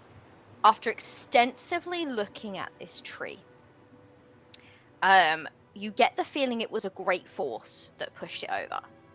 You cannot see any kind of indication that this tree was pushed over by any kind of like your head or your mind, because it happened quite some time ago. You can definitely figure that out.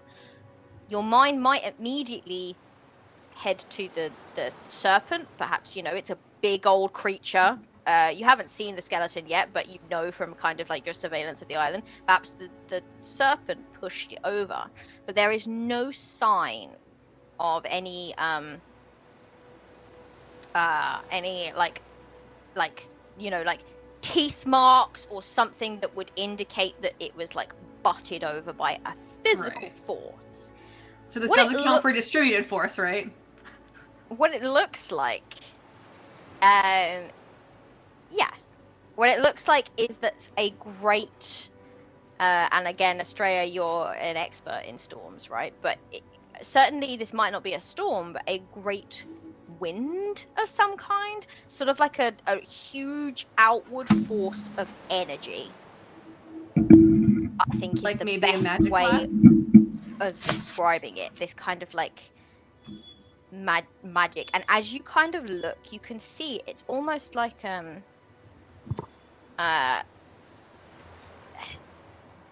it's almost like magically. I feel like Kaliuka would be able to connect with this best because of the connection with her magic. It's almost like splash damage of like chaos magic, kind of slung across this tree. It's mostly collected and pooled around the roots and stuff, and there was already some magic there. But there's some kind of evidence of like perhaps some large magical blast has sent this tree over. And it doesn't feel like when we encountered like Zapdos, right? Like it's not some Kahara? sort of Kahara. Zapdos. Sorry. The Very accurate. I love that. but I should does just it? call It you doesn't. Zapdos. It doesn't feel like it's that sort of electric energy. That's Nope. it is just Nope. chaos that's burst out. It looks like some kind of like magical force. Do you think that there was someone powerful enough to generate that much amount of magic that the tree itself couldn't take it? Either it was in the proximity of the tree or it caused it to explode by overloading it in some way? I mean, I think it was, but it may have been from something below the tree that may have done it, or somewhere near the tree.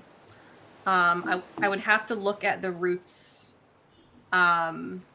to get a better Do you th- feeling, but it looks like they're a bit hard to access right now, so it might be a bit before we can actually get to them. You can see a couple of the roots are kind of going over this cliff. They might be actually be accessible towards the skeleton area. Excellent. Do you think that maybe there was a battle that happened between the serpent and someone else, and in an attempt to kill the serpent, it unleashed this powerful force? Well, as far as that goes, we would have a better time discerning that if we visit the ruins and see if we can find any sort of relic, any sort of written text, any sort of or spirity shit that Eva saw.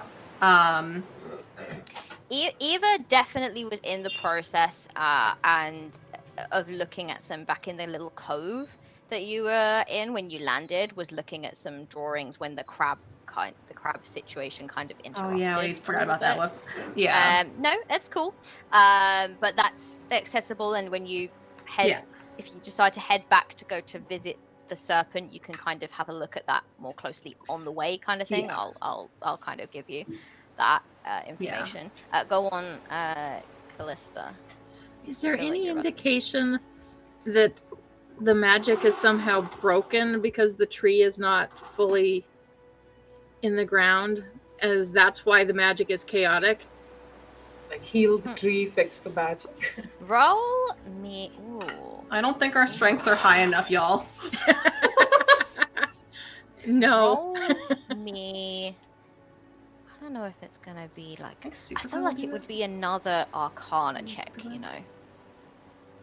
And I feel like you're all discussing this, so I will allow it to be like a group check in that you roll with advantage if you like. Natural Ooh. 20 for a Yay! 21 Arcana. I can take it. All right, I'll tell you. Oh! I'll tell you exactly what you're gonna notice.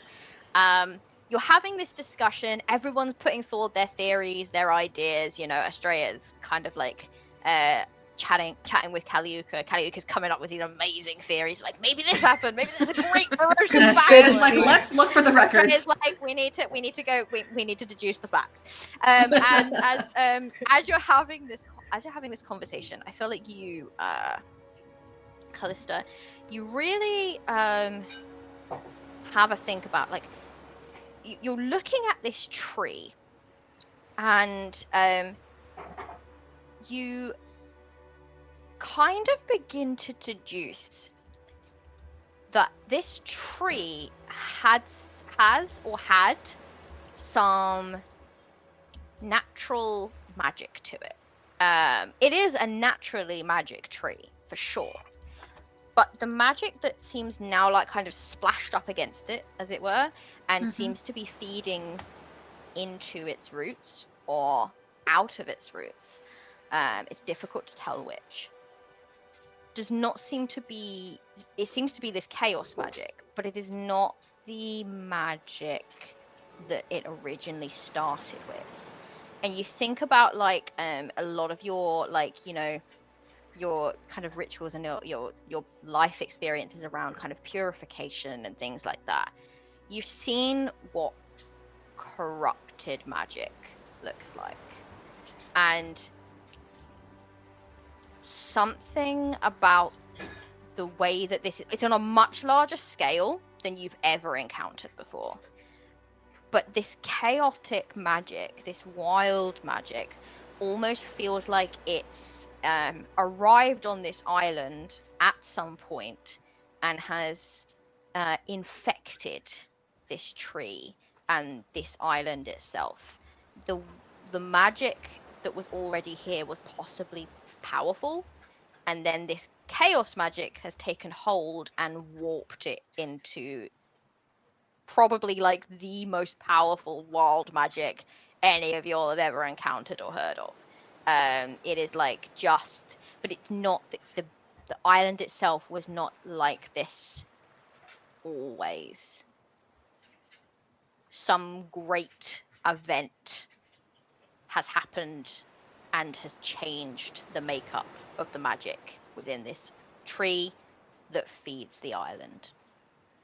Callista would definitely tell everybody that. And Real quick question. You Is also there- wanted to try something, so I did, and then I changed my mind. You're welcome. okay. I mean, Because it involves using the ability of a magic item that I don't know that I want to do. what's wrong with using magic? yeah, what could possibly go wrong? I know, right? Possibly Can go I examine the growth, the nature growth, like the mold, the moss, etc.? Even if the tree has some sort of petrification in places, can I get a feel for how long this tree has been down? Just based on like the growth, based on any kind of habitats, etc. a nature or survival check. I'll take nature. That is exactly a 25. Actually, that's fucking too far. Doesn't need any help at all. You know what? Yeah. I rolled one natural one and then I got karma for it. Fuck wizards. Okay. So, how long has this been down? All right. So, yes, you can discern. I'm gonna say this: you cannot discern the amount of years, but what I can give it to you is in scales. Yeah, like decades, centuries, whatever. Yeah. You get the feeling, and I'm gonna give it to you in like a comparative scale. Looking around, this island has been here for it looks like it's been here for thousands of years. Like, it looks old and embedded, and you can probably get this from like the degradation of the cliffs and and all of that. Astrea out here just taking soil samples. In comparison, I would say that the tree being blown down it's not a recent event, but it is way more recent. You're probably looking at certainly less than a century, I would think. Okay. Yeah, you're looking at Okay. like That's a good enough time window, thank you, yeah. decades. Okay. Mhm. And I will kind of relay this to the rest of them. It's kind of like this happened at some point in the last century or so. I would put it between now and about 100 years. Have you ever heard of places getting desecrated and how to like reconsecrate that place maybe? I mean, I think that's more of a Callista question. Desecration versus consecration. Yeah, Do you think that this could have been holy, or do you think it's purely a weave of magic? I mean, it could have been holy. I've heard of, nature gods, or, man, I wish Onyx was here. She would probably know more about nature gods. But there certainly are holy sites that are holy to the gods and also to the spirits of nature. I could try something maybe in the morning. I do want to. I am curious to take a look down where the roots are going. I agree. But I also Do kind you- of don't want to fall in. So if you both can come with me and make sure I don't fall in, that'd be fantastic. It is at this point, as you're having this conversation, who, remind me, has a passive perception above 16? All of you. Everyone. All right. It is as you're having this conversation, you're kind of deciding what you want to look at next. You see a not very far away from where you are, and actually, do you know what I've just realized? Meanwhile, Totally. Tilly, I just realized Tilly is here with you. Tilly has, like, I feel like Tilly maybe once tried to get in on this conversation. All of this has kind of gone a lot over her head, so she's now just kind of like sat against this tree log, just watching the three of you just talk, and is just like, like she's almost trying to learn from you. She's like, The lady with the going on. equations around her head. Yeah, she's exactly that meme. Like, so she's doing that, but she's keeping vigilant. Okay, so she's trying to like see that you're not about to, while you're so deep in conversation, get attacked by something. And I think that what you all notice is her reaction. She is kind of sitting there, and then all of a sudden, she like moves like that, and you follow her gaze, and for just a second, something flickers into existence, quite close to you, Kaliuka. Less close to the rest of you, but it kind of just flickers into its existence. It's sitting on this tree branch.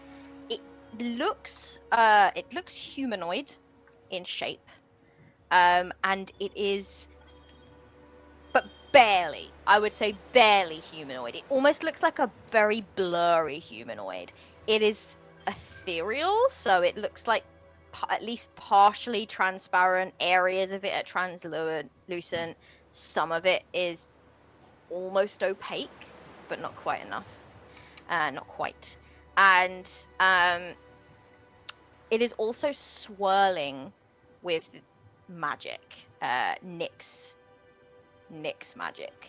And it flickers into existence and regards you all curiously. And then it seems to kind of just almost lose focus and stare out into the distance.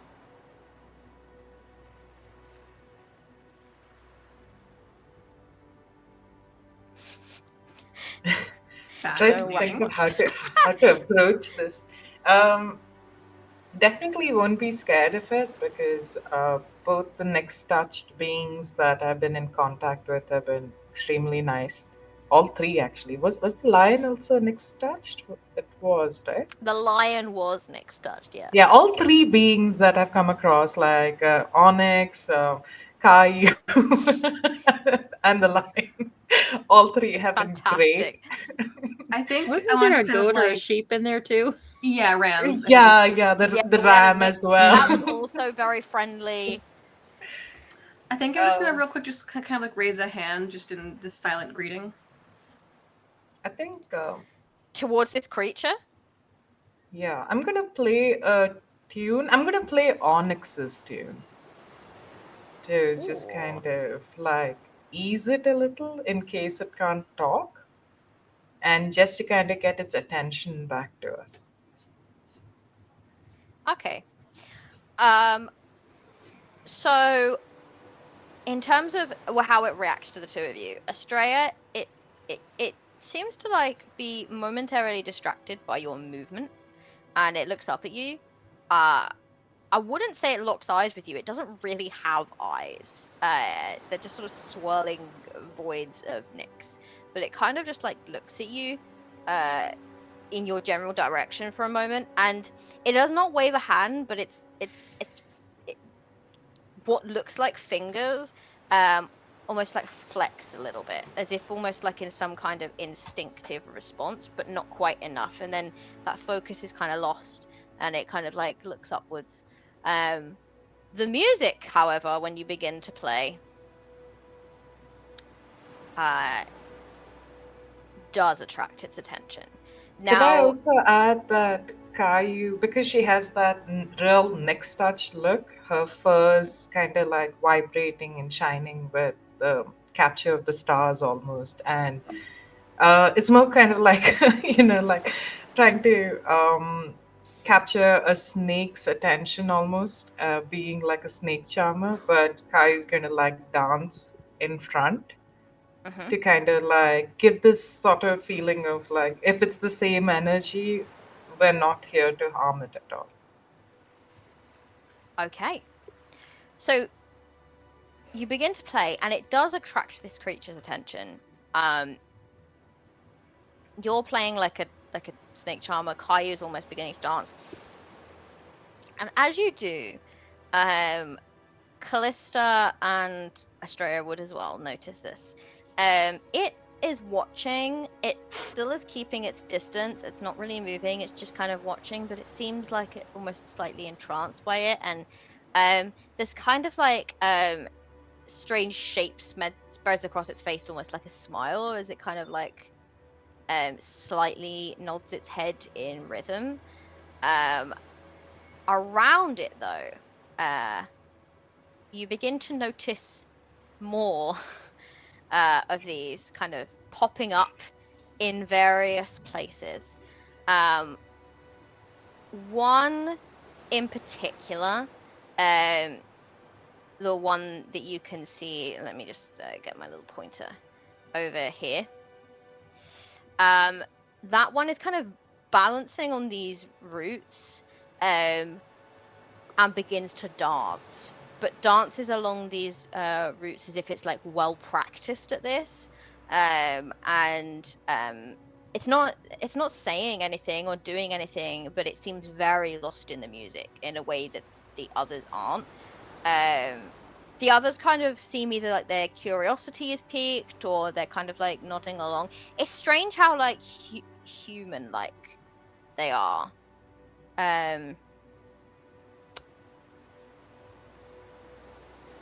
Yeah. Does this feel like it's undead coming back or more kind of like behind the veil sort of thing? So, you can see a few of them now. At this point, you might begin to get a feel for what they could be. Anyone who wishes to may roll. Either I'm gonna go with either a religion check or perhaps an arcana check. Would I have work another as thing that well. I want to try once you finish up this rolls. I love that. Does it? Will different abilities give us different outcomes based on what we roll? What do you mean? Like if I roll Arcana over Religion or Religion over Arcana, will that affect what I learn? It will affect the it will affect kind of the nature of how you learned certain information. So what kind of information you Okay. learn. Well, I think I'm just gonna Callista- go with Arcana because I'm gonna trust Callista to have a handle on the religion. Yep, and Callista will roll a religion check. And she Mhm. rolled a 16 plus 4. 20. Okay, dirty 20. I've got a 24. A 16 plus 8. 16 plus 8. Okay. Cool. And are you rolling also, Kaliuka? Could I roll an insight to see whether there's any wild magic in that? I'll allow you to roll. I don't think that you would get like a magical reading from them because that's more along the lines of Arcana. But I will give you an insight to kind of study their behavior and to try to maybe understand them better through that. Yeah. That is a 16. So we got a 16, a 20, and a 24. Is that correct? Yes. All right. Look at those evenly spaced numbers. Okay. So I'm gonna start actually with Callista. You know what these creatures are. As you kind of look upon them, they are so like all of the kind of the way that they've been described by some of your temple elders, perhaps, and people that you kind of studied under. And you know a lot of the stories of the gods. And there is a very famous god that has a lot to do with the existence of these creatures. Phoenix is the god of the undead, essentially, or sort of the return from the underworld. He's a trickster god. He's known for kind of breaking the rules. And the most famous thing that he did that you are never supposed to be able to do is escape from the underworld and come back. And allegedly, through this, he amassed a series of followers. So he was mortal once, and he amassed a series of followers that wanted also to know how, when they died, they might escape from the underworld. And he taught them sort of the general gist of how to do it, basically. Now, it comes with great cost and sacrifice. Let me just check something here. It comes with a cost to be able to do this, right? You know that what ended up happening, and Phoenix wears a mask, and there's a reason for that. There are creatures in Theros, or certainly rumored to be creatures in Theros, called the Returned. When a mortal soul traumatically sacrifices its identity in order to escape the underworld as a returned, so these returned don't have memories of their past life. Its identity allegedly manifests as a spirit-like eidolon. Eidolons possess many of the skills and details related to their past lives. So they're kind of disconnected from those experiences, though. So they kind of don't... It's difficult to explain, but essentially, when you leave the underworld, according to Phoenix's way, you basically split yourself in two.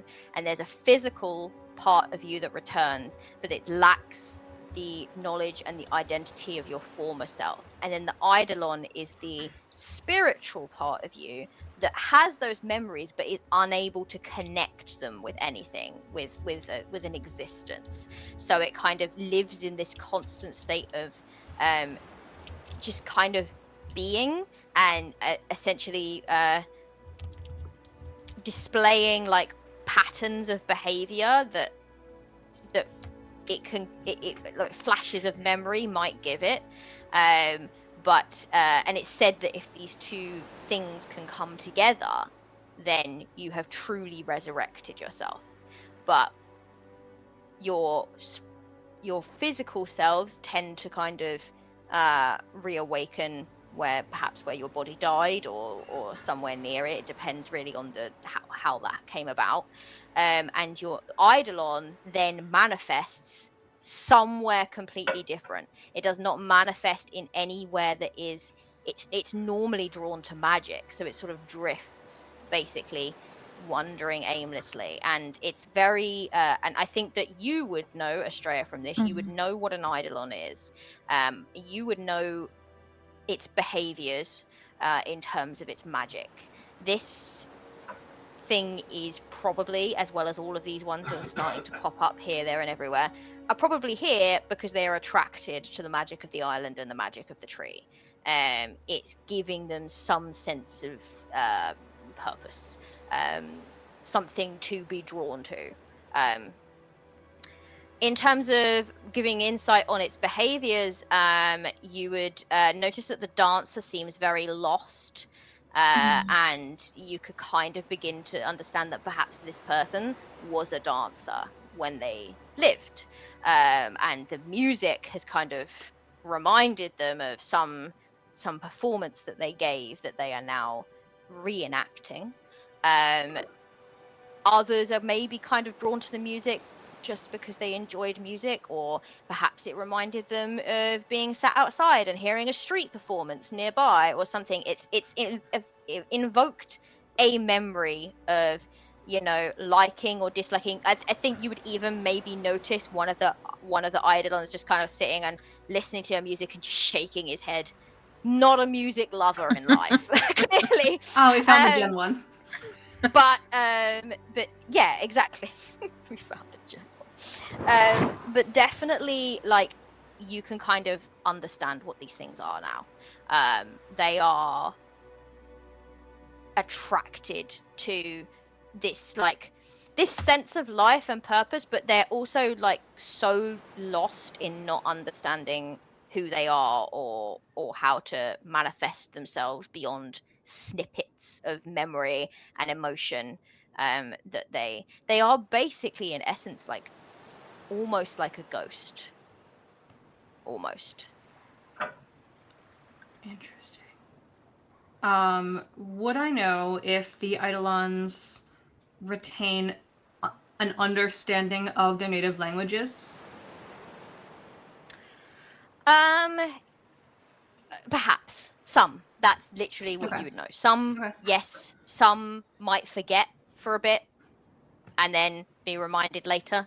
But in theory, yes, there are examples of these kind of weird eidolon-like creatures. There's famous documented appearances where like an eidolon would just appeared in a palace looking lost and someone's had to deal with it or something like that. They're not actually like massively common in and around the cities. They're more kind of found like in the wilds, in places of great Nyx focused magic. Is there a way to kind of like contain them in something for transport, or are they pretty much just free floating, Well, I mean, you could talk to them. You can sometimes hold conversations with them. They, in terms of capturing them, that might be a little bit more difficult. They are known for their ability to, and you have already seen, and they kind of flit in and out of existence sometimes. People are not really sure where they go. They'll kind of flicker out, and then they might appear elsewhere, but it's like they've walked over there and they didn't even realize. It's almost like they've kind of gone invisible, but they're not invisible because, tests have been conducted. Right. Whereas you can normally feel this They're kind just of fucking like, ethereal planing that shit. Okay. yeah. I mean, like, if we're meta gaming it up, that's probably a good explanation for it, as it were. They might be blinking in and out of existence. We love to blink. They're blinking. Into some kind of other, like, almost like, because they've not quite returned from the dead in the way that their physical counterparts have. So Right. they might be kind of, parts of them are trapped in another plane. So, DM, I want to do something that could be a bit of cheesing, but I wanted to ask if I could do this. Since I'm a bard of spirits, okay, like college of spirits, Yes, Callista. and and because I can use my bardic inspiration to get a tale from the beyond.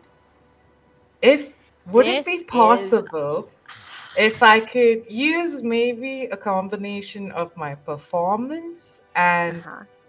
bestowing bardic inspiration on the Yep. dancer, even if it's just temporarily for 10 minutes, to allow the soul from the beyond to come back? Even This if it's is just to tell us a such tale. I know such it. part of my brain is like, this is such improv bullshit, and part of my brain is like, this is incredibly creative, actually. Yes, I'm going to say that it will cost you a bardic inspiration, and I'm going to what I'm going to do is I'm going to say it will cost you a bardic inspiration, and it will cost you at minimum a first level spell slot to infuse some magic into your performance. Mhm. But what that will mean is you will succeed in bringing them into a state of focus and understanding of what's going on around them. How you roll in your performance check will determine how long they stay with you. Oh, that's good. Okay, okay. But I will say that you will, because you've expended energy and stuff, you will succeed for a relatively decent amount of time, but you might get them for even longer if you roll well, if that makes sense. Gotcha. Okay, come on, the stat I'm the best at. This is the only reason why I was like, could I maybe do it? Okay, that is 26. 26 performance. Okay. So I think that what you end up doing, I think that you end up you see that you see that the behavior of this person, you're like, that's a dancer. And you know a few tunes from around the place, and you know, perhaps, you're a gladiator, or if you've grown up in a gladiator's background, like kind of like popular songs that like certain like performers will go with, the ones that normally draw the crowds, right? And I would actually even go so far as to say that perhaps you recognize the choreography Mm. and get to and go, I know what song they are dancing to in their head. It's not the one that you were playing just a minute ago, but they were connecting with the idea of music and started dancing out this choreography, and you're like, I know what song that is that they're performing to. Like, you get a sort of small flashback of you and your older brother as children, kind of at a street fair within Across, and there are kind of dances and stuff, and you can remember, like, almost step for step, a dancer, not perhaps resembling this one, but dancing out those exact steps, and you being absolutely enamored by it as a child. And so you begin to play that song, and you play it so well, and this dancer almost kind of becomes this sort of swirling Nyx magic folds into itself and forms some form of, like, it becomes more human looking, and they complete the choreography while you perform, and then they kind of take a deep breath and they look at you properly, and call out, sort of hopping down from this branch, well played, and looking around, oh, where am I?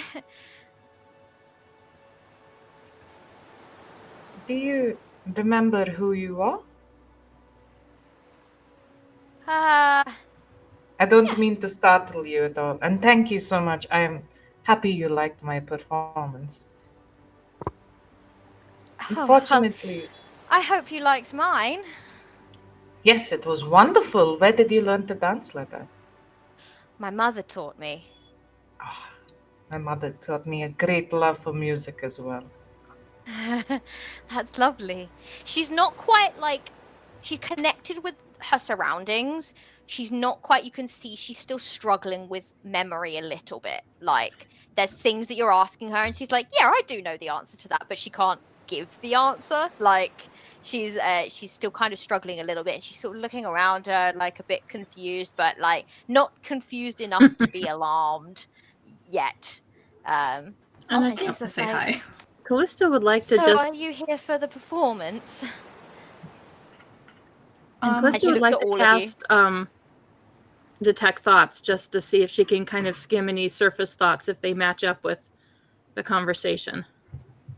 Oh, that's interesting. Estrella will back the fuck away as Calista does that. Yeah, detect thoughts, eh? Detect thoughts, eh? Huh. Actually, you know what? Yeah. Okay. I didn't do it with you. I got you to put some magic into that before, into your performance, Calliope, and I completely forgot that I should probably have taken advantage of that. So in this moment, I will say that I that's my bad for forgetting. So I'll forgive you. But I'm not going to forgive a detect thought. So it's a first level, right? So I need you to roll a d20. Second level, I think. Oh, second level. It is part of one of my feats, though, so It doesn't I know. matter, sweetie. It's It's an Any sort of 18. magic, right? it's still a magical effect. Yep, it's an 18. An 18. So actually, you feel like as you cast it, and you think, "Oh God, no! What have I done?" And it brushes against this chaos magic, but nothing happens. It does not quite connect with it. Detect thoughts. The thoughts that you get from her, she is. You actually get like more like a vision. I think you see more of a visual than anything of like kind of like where she's at and where she thinks she is. So it's like she's looking at you all. She can see you all. She can see what you look like. But it's like she's looking at you all, and there's almost like a sort of like translucent painting over the top of. She thinks that she's like somewhere else. She thinks she's in a festival square. She thinks that like she's like and everything has perfectly transformed itself. This tree branch that she was on is like transformed itself into like a sort of a balance beam, and she was kind of like performing and dancing on top of that. Occasionally there's some form of bleed that reveals to her actual surroundings, and that's the moments where she seems confused.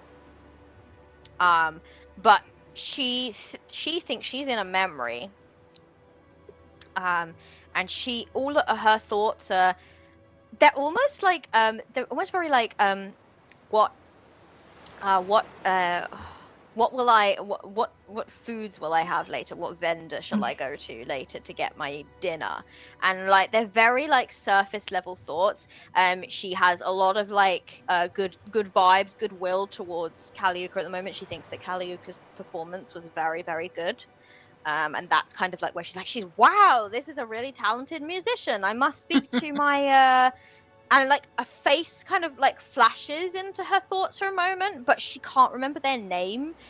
But she's not alarmed by it. She's just kind of going, I must speak to later about whether we're looking for a new musician. And that's kind of like where she's at. She's very lost but very present at the same time, but she's present in a sort of different place to where you are. So, Kulika, you know, so she's encountered a lot of restless spirits before growing up, and this really saddens her because she's not sure whether the spirit could actually remember or be able to be of any sort of help to them right now, but at least before it goes back to wherever they've come from, she wants to try and calm them down. So she's going to pick up Caillou, like her little therapy pet sort of way. And she's Oh, just like, hello, who's this? this is my little sweetheart baby Caillou. She's a bit, she's touched by that stars. And I feel that sort of energy from you as well. Would you like to hold her? Oh, of course, yes, please. And she looks overjoyed by this, and she reaches for Caillou, and she kind of takes her from you, if that's okay.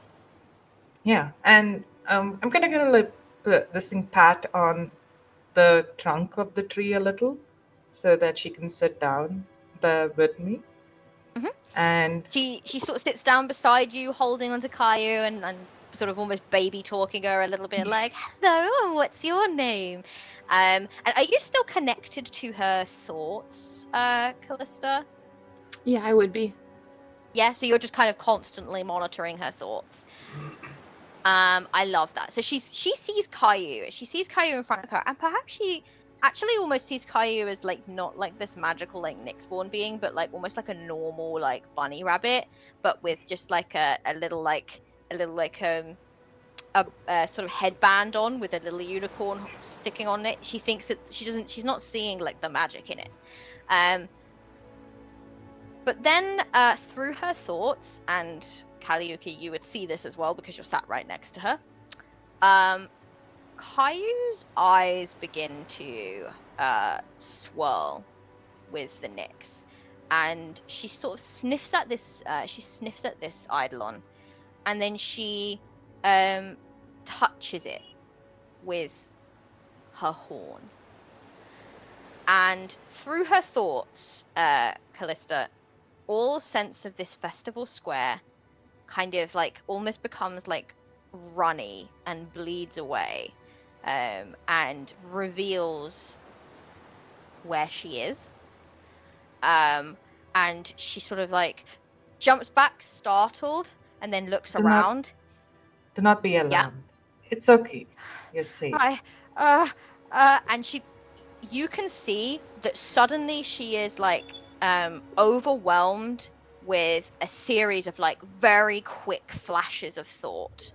Okay, and she kind of just mumbles to herself like, the island, it's the magic, it's. And you see a series of images, not quite enough for you to like really comprehend any kind of detail, but you see this island at night. The moon is low in the sky, and the cliff that is nearby, you can see a giant serpent head winding its way over the cliff, skeletal, and clamping its jaws around a sort of one of the tree roots, and nibbling on it. You see a moment where there's just all of these eidolons like her, except they seem a little bit more corporeal, and they are dressed in soldier's garb, and they emerge from the tree in various different crevices and hollows, and they begin to make their way out. They're wielding weapons, they're making their way, and they're forming a line, and they're following the route that you came back from. You see the sky turn red. You hear an ominous buzzing almost, or something within the roots, and the tree kind of almost lights up in this ethereal glow. It's difficult to tell what order these images are coming in and where they land on a timeline.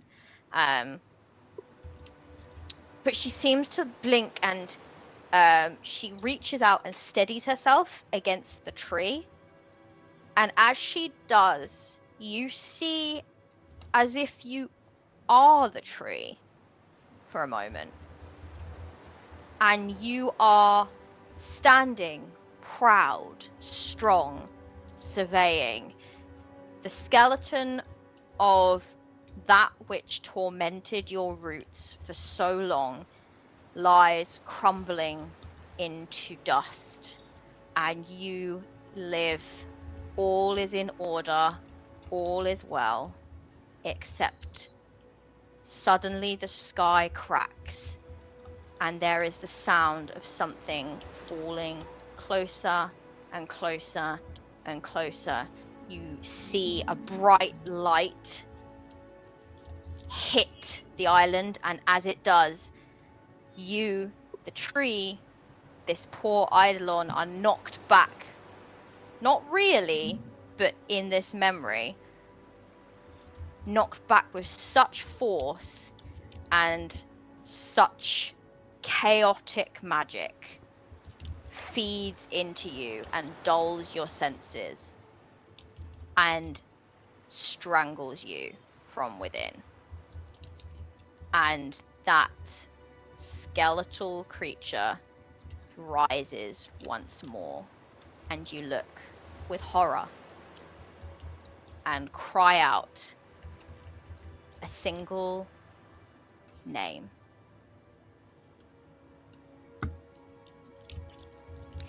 And we will leave it there. Just to be super clear, is this just Callista seeing all this because of the detect thoughts? Because of the detect thoughts. Just wanted to make sure. In terms of what you two see, it's this Eidolon, and she's mumbling about the island and its history and its falling. So you can probably get parts of what was just seen, but it's all mumbled, almost feverish talk. But as this name comes to this tree's consciousness that Callista sees, the spirit cries out for Pericles. And we'll leave it there for this week, guys. Thank you all so much for joining us. We are really, really excited to be back. Hopefully, when we come back in a couple of weeks' time, we will have Lindsay with us again, and we can figure out whatever the heck all that just happened means. Yeah, so I'm going to get you all to go around and just introduce yourself again to our lovely viewers. Let's go backwards this time. So this time we're going to start with Kumi. Hello, everybody. I hope if you stayed so long, I've hoped you've enjoyed that session because I certainly did. Wow, that was crazy. That was amazing. You can find me at Kumi Curiosities on almost any platform. Things to look forward to. I just had an interview on the Infinite Tavern podcast, which was really fun, and I got to share a bit of my TTRPG journey. So please go and check them out. They've been doing fantastic work in interviewing a lot of Indian creators. Coming up this week, almost this weekend, on Friday at 8:30 p.m. IST. We on the Pigeon Killers are being joined by Jason Cordova, who is the creator of Brindlewood Bay. And we're going to have a discussion on their latest TTRPG system called The Between, which is basically about monster hunters in Victorian London, which is going to be a lot of fun. We're also going to be playtesting this system the next 2 weeks. So come and check out that 2-shot as well. But that's from me. I can't wait for 2 more Sundays to encounter this again. Yeah, that's All right. I think that's Lulu next. That is. I'm Lulu. You can find me on Twitter or whatever it's called now at Lulu in WA. I know I can't keep up. There's too many social medias, and I'm just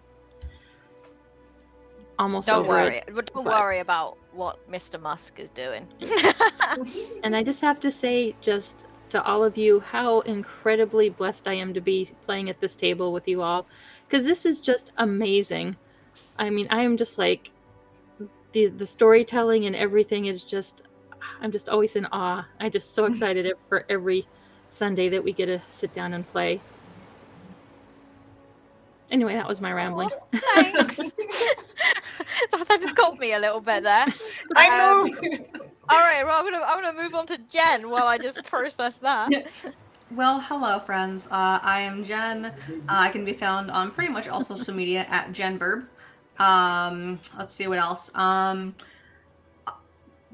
Really, other things I do mostly include actual play performance, production, logistics, project management, a little bit of overlay design.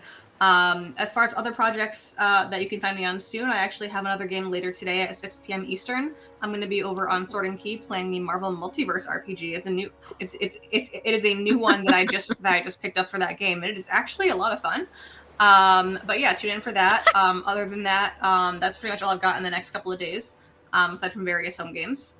And I too I never thought I would be excited to wake up at freaking 6 in the morning Exactly.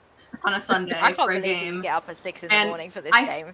And I still and I also can't believe that I genuinely don't remember signing up for this game. I just remember getting the casting notice being like, hey, you've been cast, and I was like, great, and what?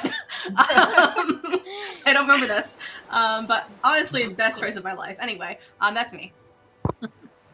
Oh, wait. All right, everyone. Well, on that note, I'm